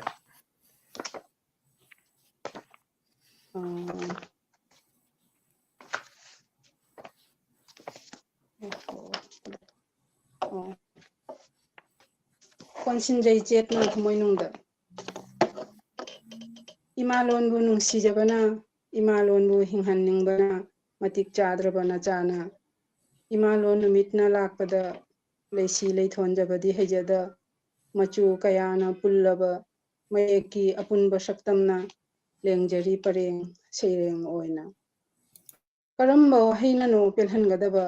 thirubada phangkhidare amattashu ning tabo leirang leichu mannaba leichu channaba karina pelhangani ma ꯕꯪꯂꯥ ꯂꯩꯄꯥꯛꯀꯤ ꯌꯥꯛꯂꯕ ꯅꯨꯡꯁꯥꯗ ꯁꯥꯠꯄ ꯂꯩꯔꯥꯡꯅ ꯂꯦꯡꯖꯕ ꯄꯔꯦꯡ ꯎꯛꯆꯒꯦ ꯈꯟꯗꯨꯅ ꯏꯃꯥꯒꯤ ꯉꯛꯁꯝꯗ ꯁꯅꯥ ꯂꯩꯄꯥꯛꯀꯤ ꯑꯏꯪꯕ ꯂꯝꯗꯝꯗ ꯁꯥꯠꯂꯤꯕ ꯂꯩꯔꯥꯡ ꯊꯣꯠ ꯅꯧꯔꯕ ꯄꯨꯛꯅꯤꯡ ꯍꯨꯔꯕ ꯂꯩꯅꯝ ꯆꯦꯜꯂꯕ ꯂꯥꯝꯕ ꯐꯪꯂꯨꯅꯤ ꯀꯗꯥꯏꯗ ꯂꯥꯏꯕꯛꯅꯗꯤ ꯄꯣꯛꯄꯤꯔꯝꯂꯦ ꯆꯤꯡꯂꯣꯟ ꯃꯥꯄꯟ ꯂꯥꯟꯅ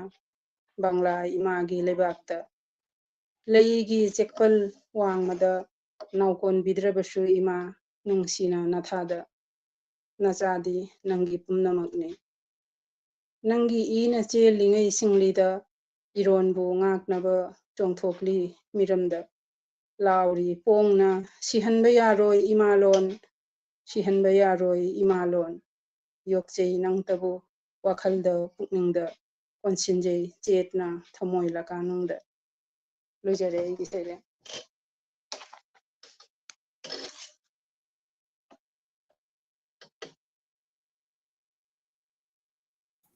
ꯁꯣꯔꯤ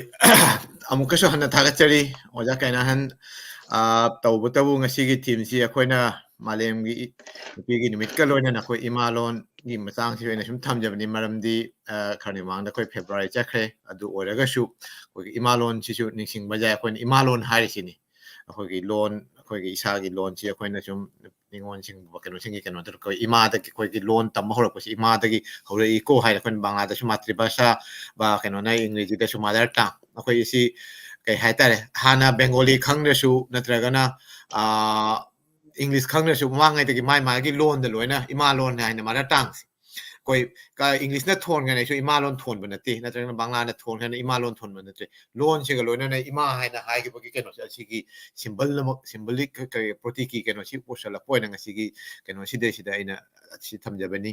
ꯑꯩꯈꯣꯏꯒꯤ ꯃꯔꯛꯁꯤꯗ ꯑꯃꯨꯛꯀꯁꯨ ꯑꯩꯅ ꯑꯩꯈꯣꯏ ꯑꯣꯖꯥ ꯃꯤꯅꯥ ꯑꯩꯈꯣꯏ ꯃꯔꯛꯇ ꯁꯨꯝ ꯂꯩꯕꯤ ꯑꯣꯖꯥ ꯃꯤꯅꯥꯗꯒꯤꯁꯨ ꯑꯩꯈꯣꯏ ꯁꯩꯔꯦꯡ ꯑꯃꯇꯪꯒ ꯋꯥꯍꯩ ꯈꯔꯇꯪꯒ ꯇꯥꯁꯤ ꯑꯟꯖꯨꯗꯤ ꯉꯥꯏꯍꯥꯛꯇꯪ ꯃꯄꯥꯟ ꯊꯣꯛꯈ꯭ꯔꯤ ꯃꯥꯅ ꯃꯥꯏ ꯅꯦꯠꯋꯥꯔꯛꯁꯦ ꯈꯔ ꯁꯣꯜꯂꯤ ꯁꯣ ꯃꯊꯪꯗ ꯑꯩꯈꯣꯏ ꯑꯣꯟꯖꯨ ꯀꯔꯤꯒꯨꯝꯕ ꯌꯥꯎꯔꯒꯗꯤ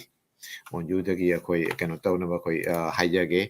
ꯑꯗꯨꯒ ꯀꯔꯤꯒꯨꯝꯕ ꯑꯩꯈꯣꯏ ꯃꯇꯝꯁꯤ ꯈꯔꯗꯤ ꯍꯧꯔꯦ ꯑꯩꯈꯣꯏ ꯄꯨꯡ ꯑꯃ ꯈꯔ ꯍꯦꯜꯂꯦ ꯑꯩꯈꯣꯏꯅ ꯁꯨꯝ ꯃꯤꯁꯤ ꯌꯥꯝꯕꯅꯤꯅ ꯑꯩꯈꯣꯏꯅ ꯃꯌꯥꯝ ꯑꯃ ꯑꯣꯖꯥꯁꯤꯡꯗꯒꯤ ꯋꯥꯔꯤꯁꯤꯡꯁꯤ ꯇꯥꯅꯤꯡꯕ ꯂꯩꯔꯒꯁꯨ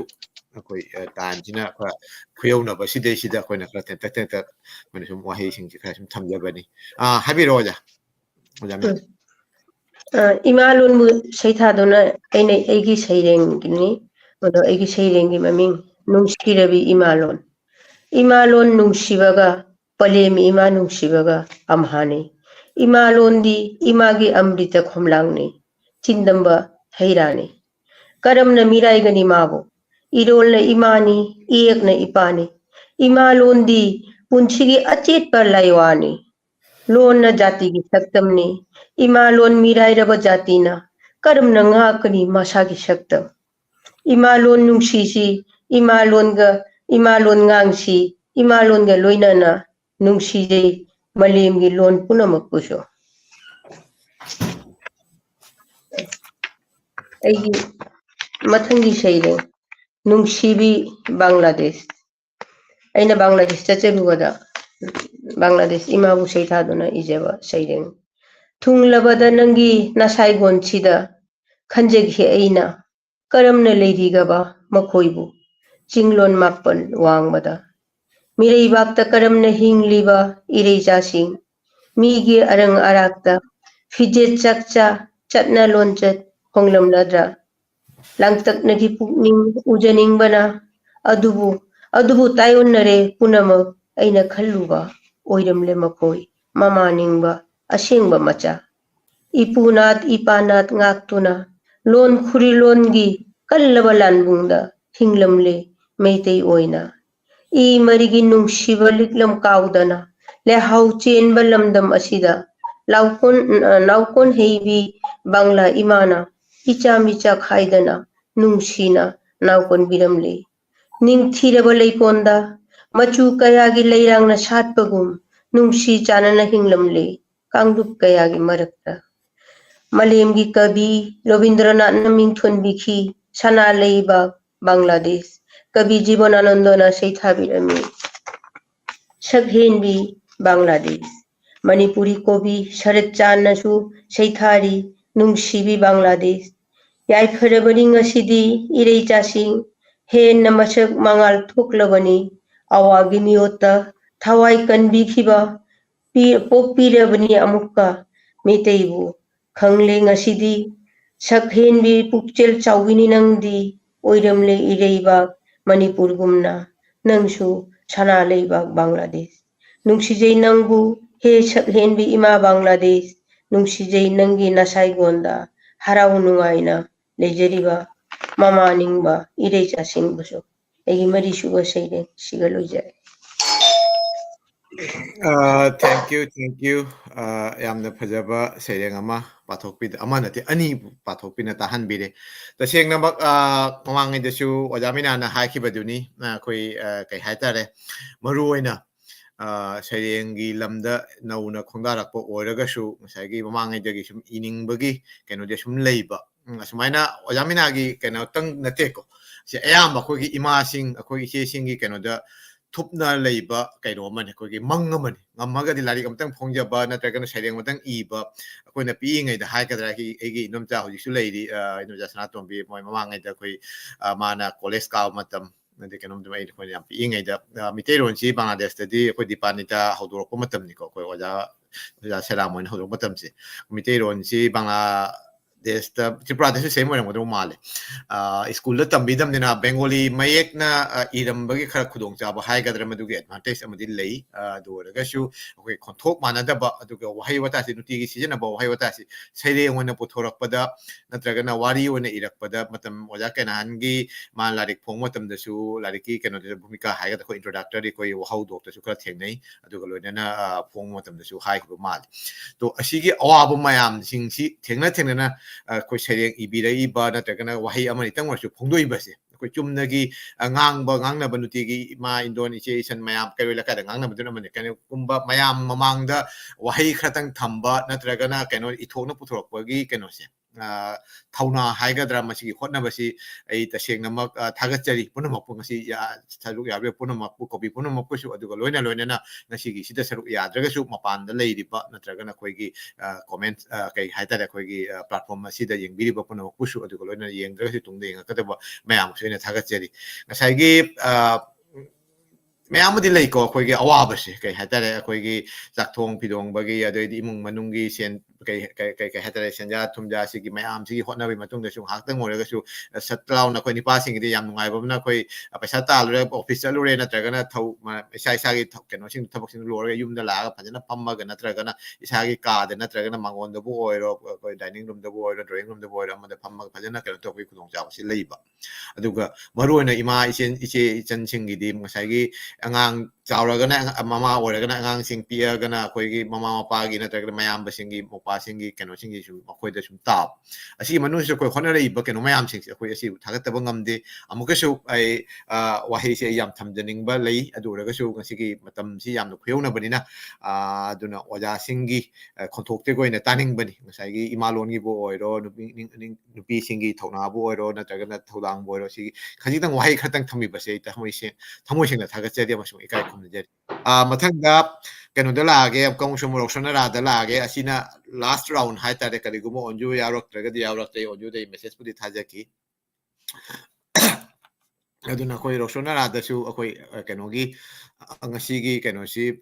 ge loina na koi closing remark hai ta de closing remark su thambira mu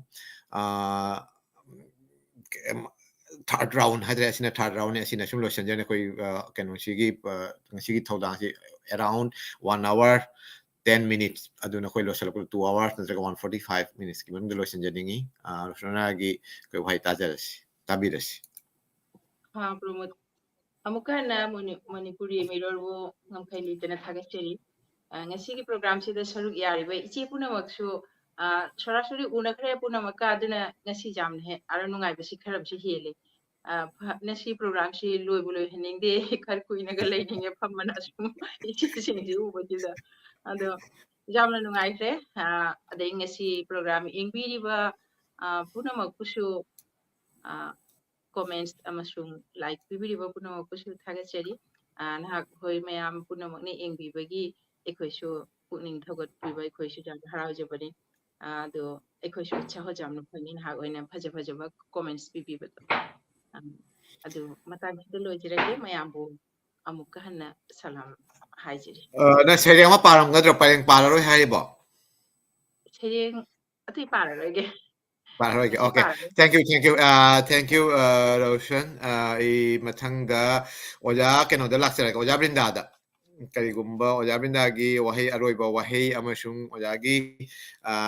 ꯀꯔꯤꯒꯨꯝꯕ ꯁꯩꯔꯦꯡ ꯑꯃ ꯑꯣꯖꯥꯒꯤ ꯈꯨꯠꯇ ꯂꯩꯕꯤꯔꯒꯗꯤ ꯁꯩꯔꯦꯡ ꯑꯃꯁꯨ ꯁꯨꯝ ꯊꯝꯕꯤꯔꯝꯃꯨ ꯑꯗꯨꯒ ꯂꯣꯏꯅꯅ ꯑꯔꯣꯏꯕ ꯑꯩꯈꯣꯏꯒꯤ ꯀꯟꯀ꯭ꯂꯨꯁꯟ ꯔꯤꯃꯥꯔꯛ ꯍꯥꯏꯇꯥꯔꯦ ꯀꯟꯀ꯭ꯂꯨꯁꯟ ꯔꯤꯃꯥꯔꯛꯇꯨꯁꯨ ꯁꯨꯝ ꯊꯝꯕꯤꯔꯝꯃꯨ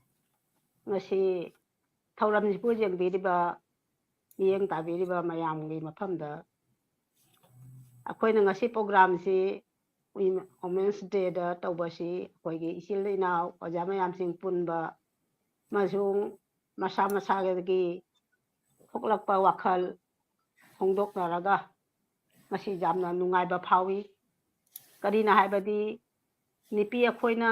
ꯉꯁꯤ ꯊꯧꯗꯥꯡ ꯂꯧꯈꯠꯄꯗ ꯃꯌꯥꯝꯅ ꯃꯇꯦꯡ ꯄꯤꯕꯤꯔꯒ ꯑꯆꯧꯕ ꯊꯧꯗꯥꯡꯕꯨ ꯄꯥꯡꯊꯣꯛꯄ ꯉꯝꯕ ꯉꯁꯤ ꯄ꯭ꯂꯥꯠꯐꯣꯝꯗ ꯐꯝꯃꯒ ꯃꯌꯥꯝꯕꯨ ꯎꯅꯔꯒ ꯉꯁꯤ ꯋꯥꯈꯜ ꯄꯨꯝꯅꯃꯛ ꯐꯣꯡꯗꯣꯛꯑꯒ ꯅꯨꯡꯉꯥꯏꯕ ꯑꯃꯁꯨꯡ ꯆꯥꯎꯈꯠꯄ ꯑꯃꯁꯨꯡ ꯊꯧꯅꯥꯒꯤ ꯋꯥꯔꯤ ꯄꯨꯝꯅꯃꯛ ꯃꯌꯥꯝꯒꯤ ꯃꯥꯏꯀꯩꯗꯁꯨ ꯇꯥꯕ ꯐꯪꯂꯦ ꯑꯗꯣ ꯉꯁꯤ ꯑꯁꯤꯒꯩꯁꯤꯒ ꯐꯝꯃꯝꯗ꯭ꯔꯒꯗꯤ ꯃꯌꯥꯝꯒꯤ ꯑꯅꯤꯡꯕ ꯋꯥꯍꯩ ꯑꯁꯤ ꯇꯥꯕ ꯐꯪꯉꯝꯃꯣꯏ ꯑꯗꯨꯅ ꯃꯤꯔꯣꯜꯒꯤ ꯃꯥꯏꯀꯩꯗ ꯑꯃꯨꯛꯀꯁꯨ ꯍꯟꯅ ꯊꯥꯒꯠꯆꯔꯤ ꯉꯁꯤꯒꯤ ꯊꯧꯔꯝ ꯑꯁꯤꯒ ꯁꯔꯨꯛ ꯌꯥꯕ ꯐꯪꯕꯒꯤꯗꯃꯛ ꯉꯁꯤ ꯑꯩꯒꯤ ꯑꯔꯣꯏꯕ ꯁꯩꯔꯦꯡ ꯑꯣꯏꯅ ꯑꯩꯒꯤ ꯏꯆꯦ ꯑꯃꯅ ꯑꯩꯕꯨ ꯂꯥꯏꯔꯤꯛ ꯂꯥꯏꯁꯨ ꯇꯝꯕꯗ ꯃꯇꯦꯡ ꯄꯤꯕꯤꯔꯛꯈꯤꯕ ꯑꯗꯨꯒ ꯁꯩꯊꯥꯅ ꯏꯖꯈꯤꯕ ꯏꯆꯦꯗꯨꯕꯨ ꯁꯩꯊꯥꯔꯒ ꯏꯖꯈꯤꯕ ꯅꯪꯅ ꯑꯩꯒꯤ ꯑꯣꯖꯥꯅꯤ ꯍꯥꯏꯕ ꯁꯩꯔꯦꯡ ꯃꯌꯥꯝꯒꯤ ꯃꯐꯝꯗ ꯂꯥꯟꯊꯣꯛꯆꯔꯒ ꯃꯁꯤꯅ ꯑꯩꯒꯤ ꯑꯂꯣꯏꯕ ꯁꯩꯔꯦꯡ ꯑꯣꯏꯖꯔꯒꯦ ꯅꯪꯅ ꯑꯩꯒꯤ ꯑꯣꯖꯥꯅꯤ ꯑꯁꯤ ꯑꯩꯒꯤ ꯏꯆꯦ ꯑꯗꯨꯒ ꯄꯥꯟꯗꯝꯃꯒ ꯏꯖꯕ ꯁꯩꯔꯦꯡꯅꯤ ꯅꯥꯄꯜ ꯇꯧꯅ ꯍꯤꯡꯂꯤꯕ ꯏꯔꯤꯜꯅ ꯏꯅꯤꯟ ꯊꯣꯛꯂꯤꯕ ꯊꯧꯅꯥ ꯍꯥꯞꯄꯤꯗꯨꯅ ꯅꯣꯛꯍꯟꯕꯤꯔꯤꯕ ꯄꯪꯂꯕ ꯃꯄꯣꯛꯀꯤ ꯂꯝꯖꯤꯡꯕ ꯅꯪꯅ ꯑꯩꯒꯤ ꯑꯣꯖꯥꯅꯤ ꯅꯪꯒꯤ ꯅꯨꯡꯁꯤ ꯏꯔꯤꯛꯅ ꯇꯥꯏꯕꯪꯗ ꯊꯧꯅꯥ ꯑꯣꯏꯖꯕ ꯊꯃꯣꯏꯒꯤ ꯑꯁꯦꯡꯕ ꯅꯨꯡꯁꯤꯕꯅ ꯃꯥꯂꯦꯝꯗ ꯂꯩꯅꯝ ꯌꯦꯟꯖꯒꯦ ꯄꯪꯂꯕ ꯃꯄꯣꯛꯀꯤ ꯂꯝꯖꯤꯡꯕ ꯅꯪꯅ ꯑꯩꯒꯤ ꯑꯣꯖꯥꯅꯤ ꯂꯝꯖꯤꯡꯕꯒꯤ ꯊꯧꯖꯥꯜꯗ ꯏꯊꯛ ꯏꯄꯣꯝꯒ ꯂꯣꯏꯅꯅ ꯅꯣꯡꯖꯨ ꯅꯨꯡꯁꯥ ꯈꯥꯡꯈꯤꯕ ꯍꯨꯃꯥꯡꯃꯜꯒꯤ ꯃꯍꯩꯅ ꯄꯪꯂꯕ ꯑꯩꯒꯤ ꯃꯄꯣꯛꯁꯦ ꯀꯅꯥꯒꯤꯁꯨ ꯃꯤꯄꯥꯜ ꯇꯥꯡꯗꯅ ꯉꯁꯤꯗꯤ ꯃꯤꯅꯣꯛ ꯇꯝꯂꯔꯦ ꯑꯁꯣꯏ ꯑꯔꯥꯜ ꯉꯥꯛꯄꯤꯌꯨ ꯅꯤꯡꯊꯤꯔꯕ ꯈꯨꯌꯥ ꯊꯝꯕꯥꯜ ꯀꯣꯛ ꯅꯣꯟꯅ ꯄꯨꯅꯝꯖꯩ ꯄꯪꯂꯕ ꯃꯄꯣꯛ ꯑꯁꯤꯅ ꯄꯪꯂꯕ ꯃꯄꯣꯛꯀꯤ ꯂꯝꯖꯤꯡꯕ ꯅꯪꯅ ꯑꯩꯒꯤ ꯑꯣꯖꯥꯅꯤ ꯃꯌꯥꯝꯕꯨꯁꯨ ꯊꯥꯒꯠꯆꯔꯤ ꯑꯃꯁꯨꯡ ꯅꯣꯂꯨꯛꯅꯅ ꯈꯣꯏꯔꯝꯖꯔꯤ ꯂꯣꯏꯅꯅ ꯑꯩꯕꯨ ꯂꯥꯏꯔꯤꯛ ꯂꯥꯏꯁꯨ ꯇꯝꯕꯗ ꯁꯦꯝꯕꯤꯔꯛꯄ ꯃꯥꯕꯨ ꯁꯩꯊꯥꯗꯨꯅ ꯏꯖꯕ ꯏꯆꯦꯕꯨꯁꯨ ꯑꯁꯤꯒꯩ ꯑꯩꯅ ꯅꯣꯂꯨꯛꯆꯔꯤ ꯃꯌꯥꯝꯕꯨ ꯑꯃꯨꯛꯀꯕꯨ ꯊꯥꯒꯠꯆꯔꯒ ꯑꯁꯤꯒꯩꯒꯤ ꯀꯥꯏꯅ ꯌꯥꯊꯪ ꯂꯧꯖꯔꯒꯦ ꯊꯥꯒꯠꯆꯔꯤ ꯑꯣꯖꯥ ꯑꯩꯈꯣꯏꯅ ꯉꯁꯤ ꯑꯩꯅ ꯈꯖꯤꯛꯇꯪ ꯍꯣꯠꯅꯖꯕꯁꯤ ꯃꯌꯥꯝꯒꯤ ꯈꯪꯗꯦ ꯄꯨꯛꯅꯤꯡ ꯄꯦꯜꯍꯟꯕ ꯉꯝꯒꯗ꯭ꯔꯥ ꯉꯝꯃꯣꯏꯗ꯭ꯔꯥ ꯇꯧꯕꯇꯕꯨ ꯑꯩꯅ ꯄꯥꯝꯃꯤꯕꯗꯤ ꯑꯁꯤꯒꯨꯝꯕ ꯊꯧꯔꯝ ꯅꯠꯇ꯭ꯔꯒ ꯑꯩꯈꯣꯏꯒꯤ ꯀꯩꯅꯣꯁꯤꯡꯁꯤ ꯌꯦꯡꯉꯒ ꯅꯠꯇ꯭ꯔꯒ ꯇꯥꯔꯒ ꯑꯩꯈꯣꯏꯒꯤ ꯍꯧꯔꯛꯂꯤꯕ ꯅꯍꯥꯔꯣꯜ ꯃꯔꯨꯑꯣꯏꯅ ꯏꯆꯟ ꯑꯃꯗꯤ ꯑꯩꯈꯣꯏ ꯀꯩꯅꯣꯁꯤꯡꯒꯤ ꯃꯅꯨꯡꯗꯁꯨ ꯑꯩꯈꯣꯏꯒꯤ ꯀꯩ ꯍꯥꯏꯇꯥꯔꯦ ꯏꯆꯦꯁꯤꯡꯒꯤ ꯃꯅꯨꯡꯗꯁꯨ ꯊꯧꯅꯥ ꯍꯥꯞꯄꯤꯒꯗ꯭ꯔꯥ ꯈꯜꯂꯤ ꯃꯈꯣꯏꯅ ꯉꯝꯃꯒ ꯑꯩꯈꯣꯏ ꯀꯔꯤꯒꯤ ꯉꯝꯃꯣꯏꯗꯣꯔꯤꯅꯣ ꯅꯠꯇ꯭ꯔꯒꯅ ꯑꯁꯨꯃꯥꯏꯅ ꯑꯩꯒꯤ ꯄ꯭ꯂꯥꯠꯐꯣꯝꯗꯇꯪ ꯂꯥꯛꯄ ꯅꯠꯇꯦꯀꯣ ꯑꯦꯅꯤ ꯄ꯭ꯂꯥꯠꯐꯣꯝ ꯑꯃꯗ ꯅꯠꯇ꯭ꯔꯒꯅ ꯑꯩꯈꯣꯏ ꯀꯩꯔꯣꯏ ꯂꯩꯀꯥꯏꯗ ꯑꯩꯅ ꯉꯁꯥꯏꯁꯨ ꯍꯥꯏꯈꯤꯕꯗꯨꯅꯤ ꯑꯩꯈꯣꯏꯒꯤ ꯈꯨꯜꯂꯛ ꯂꯩꯔꯛꯇ ꯅꯠꯇ꯭ꯔꯒꯅ ꯀꯩꯔꯣꯏ ꯂꯩꯀꯥꯏꯗ ꯊꯧꯔꯝ ꯀꯌꯥ ꯑꯩꯈꯣꯏ ꯃꯌꯥꯡ ꯃꯔꯛꯇ ꯂꯩ ꯅꯠꯇ꯭ꯔꯒꯅ ꯀꯩꯅꯣ ꯑꯩꯈꯣꯏ ꯃꯤꯇꯩꯂꯣꯟ ꯌꯥꯝꯅ ꯍꯩ ꯍꯥꯏꯕꯗꯨ ꯀꯥꯎꯊꯣꯛꯑꯒ ꯑꯩꯈꯣꯏ ꯃꯥꯟꯗꯣꯞꯇ ꯍꯥꯟꯅ ꯃꯃꯥꯡꯉꯩꯗꯗꯤ ꯀꯩ ꯍꯥꯏꯇꯥꯔꯦ ꯊꯧꯔꯝꯁꯤ ꯌꯥꯝꯅ ꯇꯣꯏꯅ ꯄꯥꯡꯊꯣꯛꯑꯝꯃꯤ ꯕꯪꯒ꯭ꯂꯥꯗꯦꯁꯇꯕꯨ ꯑꯣꯏꯔꯣ ꯅꯠꯇ꯭ꯔꯒꯅ ꯇ꯭ꯔꯤꯄꯨꯔꯥꯗꯕꯨ ꯑꯣꯏꯔꯣ ꯑꯗꯨ ꯅꯣꯡꯃꯒꯤ ꯑꯩꯈꯣꯏꯒꯤ ꯃꯥꯟꯗꯣꯞꯇ ꯅꯠꯇ꯭ꯔꯒꯅ ꯑꯩꯈꯣꯏ ꯃꯤꯇꯩꯒꯤ ꯑꯣꯏꯕ ꯊꯧꯔꯝꯁꯤ ꯈꯔ ꯋꯥꯠꯂ ꯃꯥꯟꯅ ꯈꯜꯂꯤ ꯈꯔ ꯁꯥꯍꯤꯇ꯭ꯌ ꯁꯪꯁꯠꯀꯨꯝꯕ ꯁꯥꯍꯤꯇ꯭ꯌ ꯄꯔꯤꯁꯨꯠꯀꯨꯝꯕꯅꯈꯔ ꯁꯩꯔꯦꯡ ꯁꯩꯗꯤꯟꯅꯕ ꯅꯠꯇ꯭ꯔꯒꯅ ꯁꯥꯍꯤꯇ꯭ꯌ ꯁꯣꯚꯥ ꯇꯧꯕ ꯅꯠꯇ꯭ꯔꯒꯅ ꯀꯩ ꯍꯥꯏꯇꯥꯔꯦ ꯑꯣꯔꯒꯅꯥꯏꯖꯦꯁꯟ ꯈꯔꯅ ꯊꯧꯔꯝ ꯈꯔ ꯄꯥꯡꯊꯣꯛꯄ ꯅꯠꯇꯅ ꯑꯩꯈꯣꯏ ꯀꯩꯅꯣꯁꯤꯡꯁꯤ ꯋꯥꯠꯂꯛꯄꯒꯨꯝꯕ ꯎꯏ ꯇꯣ ꯑꯁꯤ ꯑꯩꯈꯣꯏ สิกับพมีมายามสิปุ่นมากิจูทอดังยามจาวรบเลยโอจาบินดามิเตเมยกตัมบีบาอดีตก็ลอยนาคอยคุลักตาอำมาจัดคนนะฉันดูมิเตเมยมิเตลอนฉันดูคนนาบีเดบายามนาจังทาวรบีอิมามันนี่เชียมันนี่กายคุมนจารีมาชงกายฮัตเลยนลุกจารีมาชงตวิมันขังมาอุจารีลอยนาคอยโรชันไอ้กิดิมารุปนี่คอยลาริkaya tayo nga ngayon punta kami nagpa school naman data mahakso yang oyam na kaya tayo Bengali da hamba ida kasi may ron da hita na hamba da hujiti yam na changkon na phonglong ning mo hay sinu phangi hay na khalli mahakso sum taw pa admai no ya birola yam na chawthok sei akoi Bangladesh ki amadi Tripura gi mai kai manung da hay tayo ko sumai na mapalam da mitei ron tamakta na asigi kano haida struggles asigi kano si tawraga I ba khotpa heirakpa adaga mathangda irakpa de larik phongakpa adaga saita koi saita academy natra kano gi India gi saita academy gi member amo oina saru yarakpa asigumba ka hatre asoda imung manungi awa ana ka ama akoi khangdaba nate adugi kano mayam du langthuaga tungoina tawraga akoi metei gi tamakni akoi ima akoi ka hatre ima lon gi tamakni akoi gi tamak isa ka hatre isa gi oijaba mayam thadoga mayam gi hotna birse we really feel proud akoi yamna ka hatre chawthokchei taseng namak adugi bamaldu khangde kari haina singadaba aduga loina akoi ojamina adoidi akoi oja akoi kano kenahan ka hatre macha masu sing larik tamhanna macha masu sing larik tamhan na koi kano sing kai hatare chawhan laga asang ba matam du ko na khangak ba hek asang ba matam haigadra matam je khajik thang ba I ba horak kana larik ma puthorak pa de de di larik ama su hiana hoji su kano da larik oja ken hangi wari ni ko sumaina isagi kai hatare awa ana de imung manungi pen da ba kano ma yam silang thuaga si honari ba ma yam si we really kai khumna ba na tagana dugi tawmal khangba koi uchari ai kai hatare mi dergi makai dagi koi team gi makai dagi so ojabirola sum wahi khatang thambiramu aduga kariguma sereng amatang yaragadi babiram aroi ba oi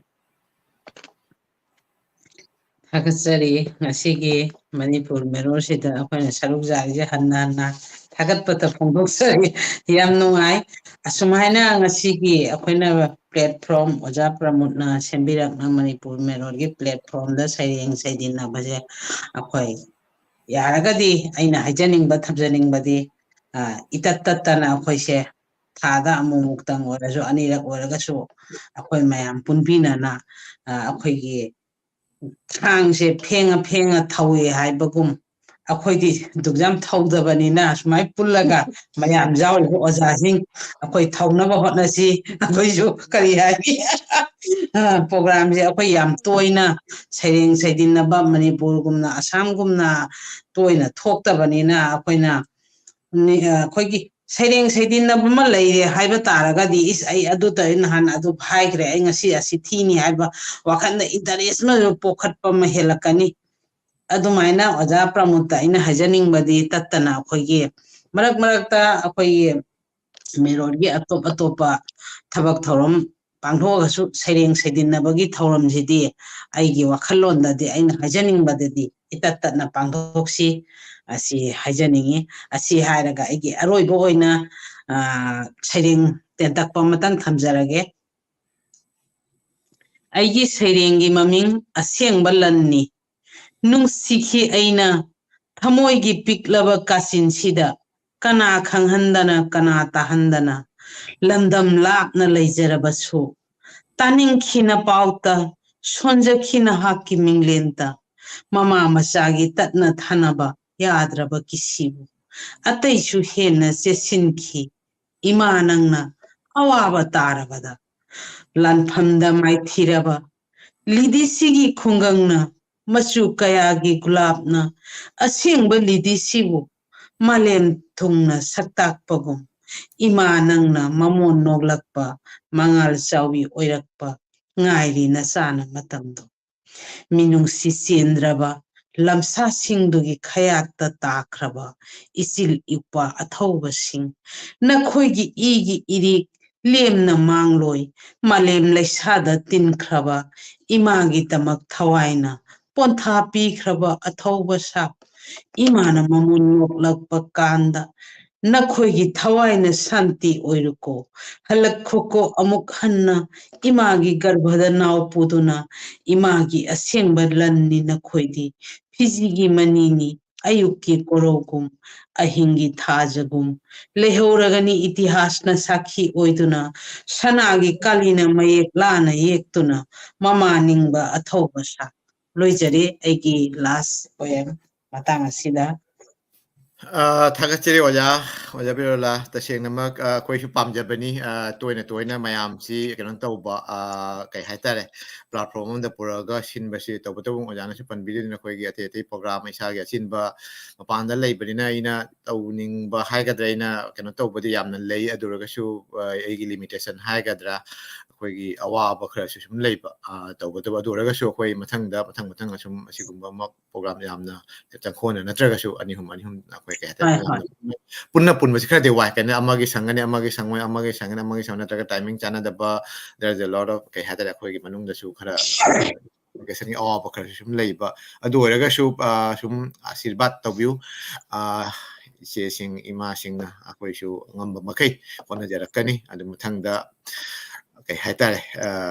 ꯑꯩꯈꯣꯏꯒꯤ ꯃꯅꯨꯡꯗ ꯏꯃꯥꯂꯣꯟ ꯑꯃꯁꯨꯡ ꯑꯩꯈꯣꯏꯒꯤ ꯀꯩꯅꯣꯁꯤꯡꯁꯤ ꯑꯩꯈꯣꯏ ꯀꯔꯤ ꯈꯜꯂꯤ ꯀꯔꯤ ꯋꯥꯈꯜ ꯈꯣꯛꯏ ꯑꯩꯅ ꯑꯗꯨꯅꯅꯦ ꯑꯩꯅ ꯈꯔ ꯃꯔꯛꯇ ꯑꯣꯏꯔꯁꯨ ꯅꯍꯥꯁꯤꯡꯁꯨ ꯄꯨꯔꯛꯄ ꯑꯗꯩꯗꯤ ꯑꯩꯈꯣꯏ ꯀꯩ ꯍꯥꯏꯇꯥꯔꯦ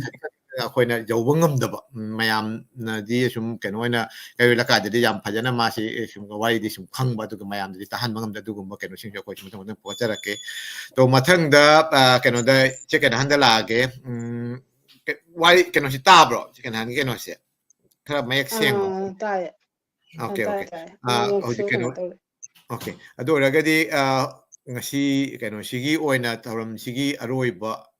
ꯍꯥꯏꯇꯥꯔꯦ ꯑꯔꯣꯏꯕ ꯔꯥꯎꯟ ꯀꯩꯅꯣ ꯑꯣꯏꯅ ꯉꯁꯤꯒꯤ ꯋꯥꯍꯩ ꯈꯔꯇꯪ ꯊꯝꯕꯤꯔꯝꯃꯨ ꯑꯗꯨꯒ ꯂꯣꯏꯅꯅ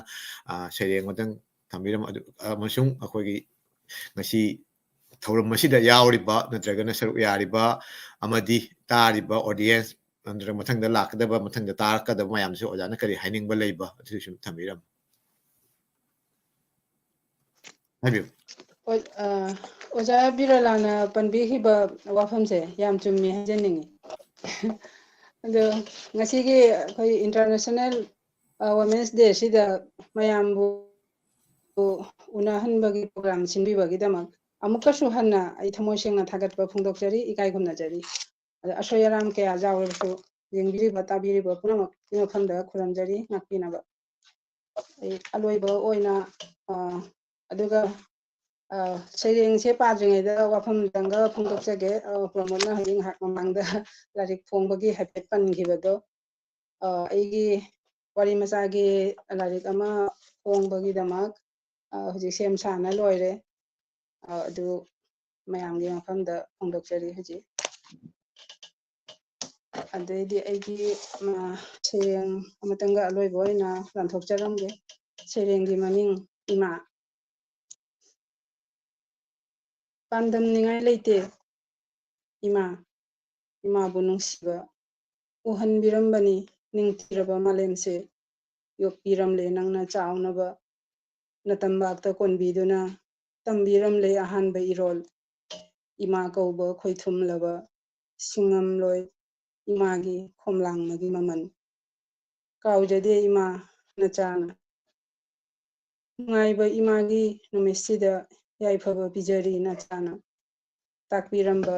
ꯐꯤꯖꯦꯠ ꯆꯛꯆꯥ ꯇꯝꯕꯤꯔꯝꯕ ꯁꯥꯖꯠ ꯂꯤꯆꯠ ꯇꯨꯡꯒꯤ ꯑꯐꯕꯇ ꯑꯣꯏꯅꯕ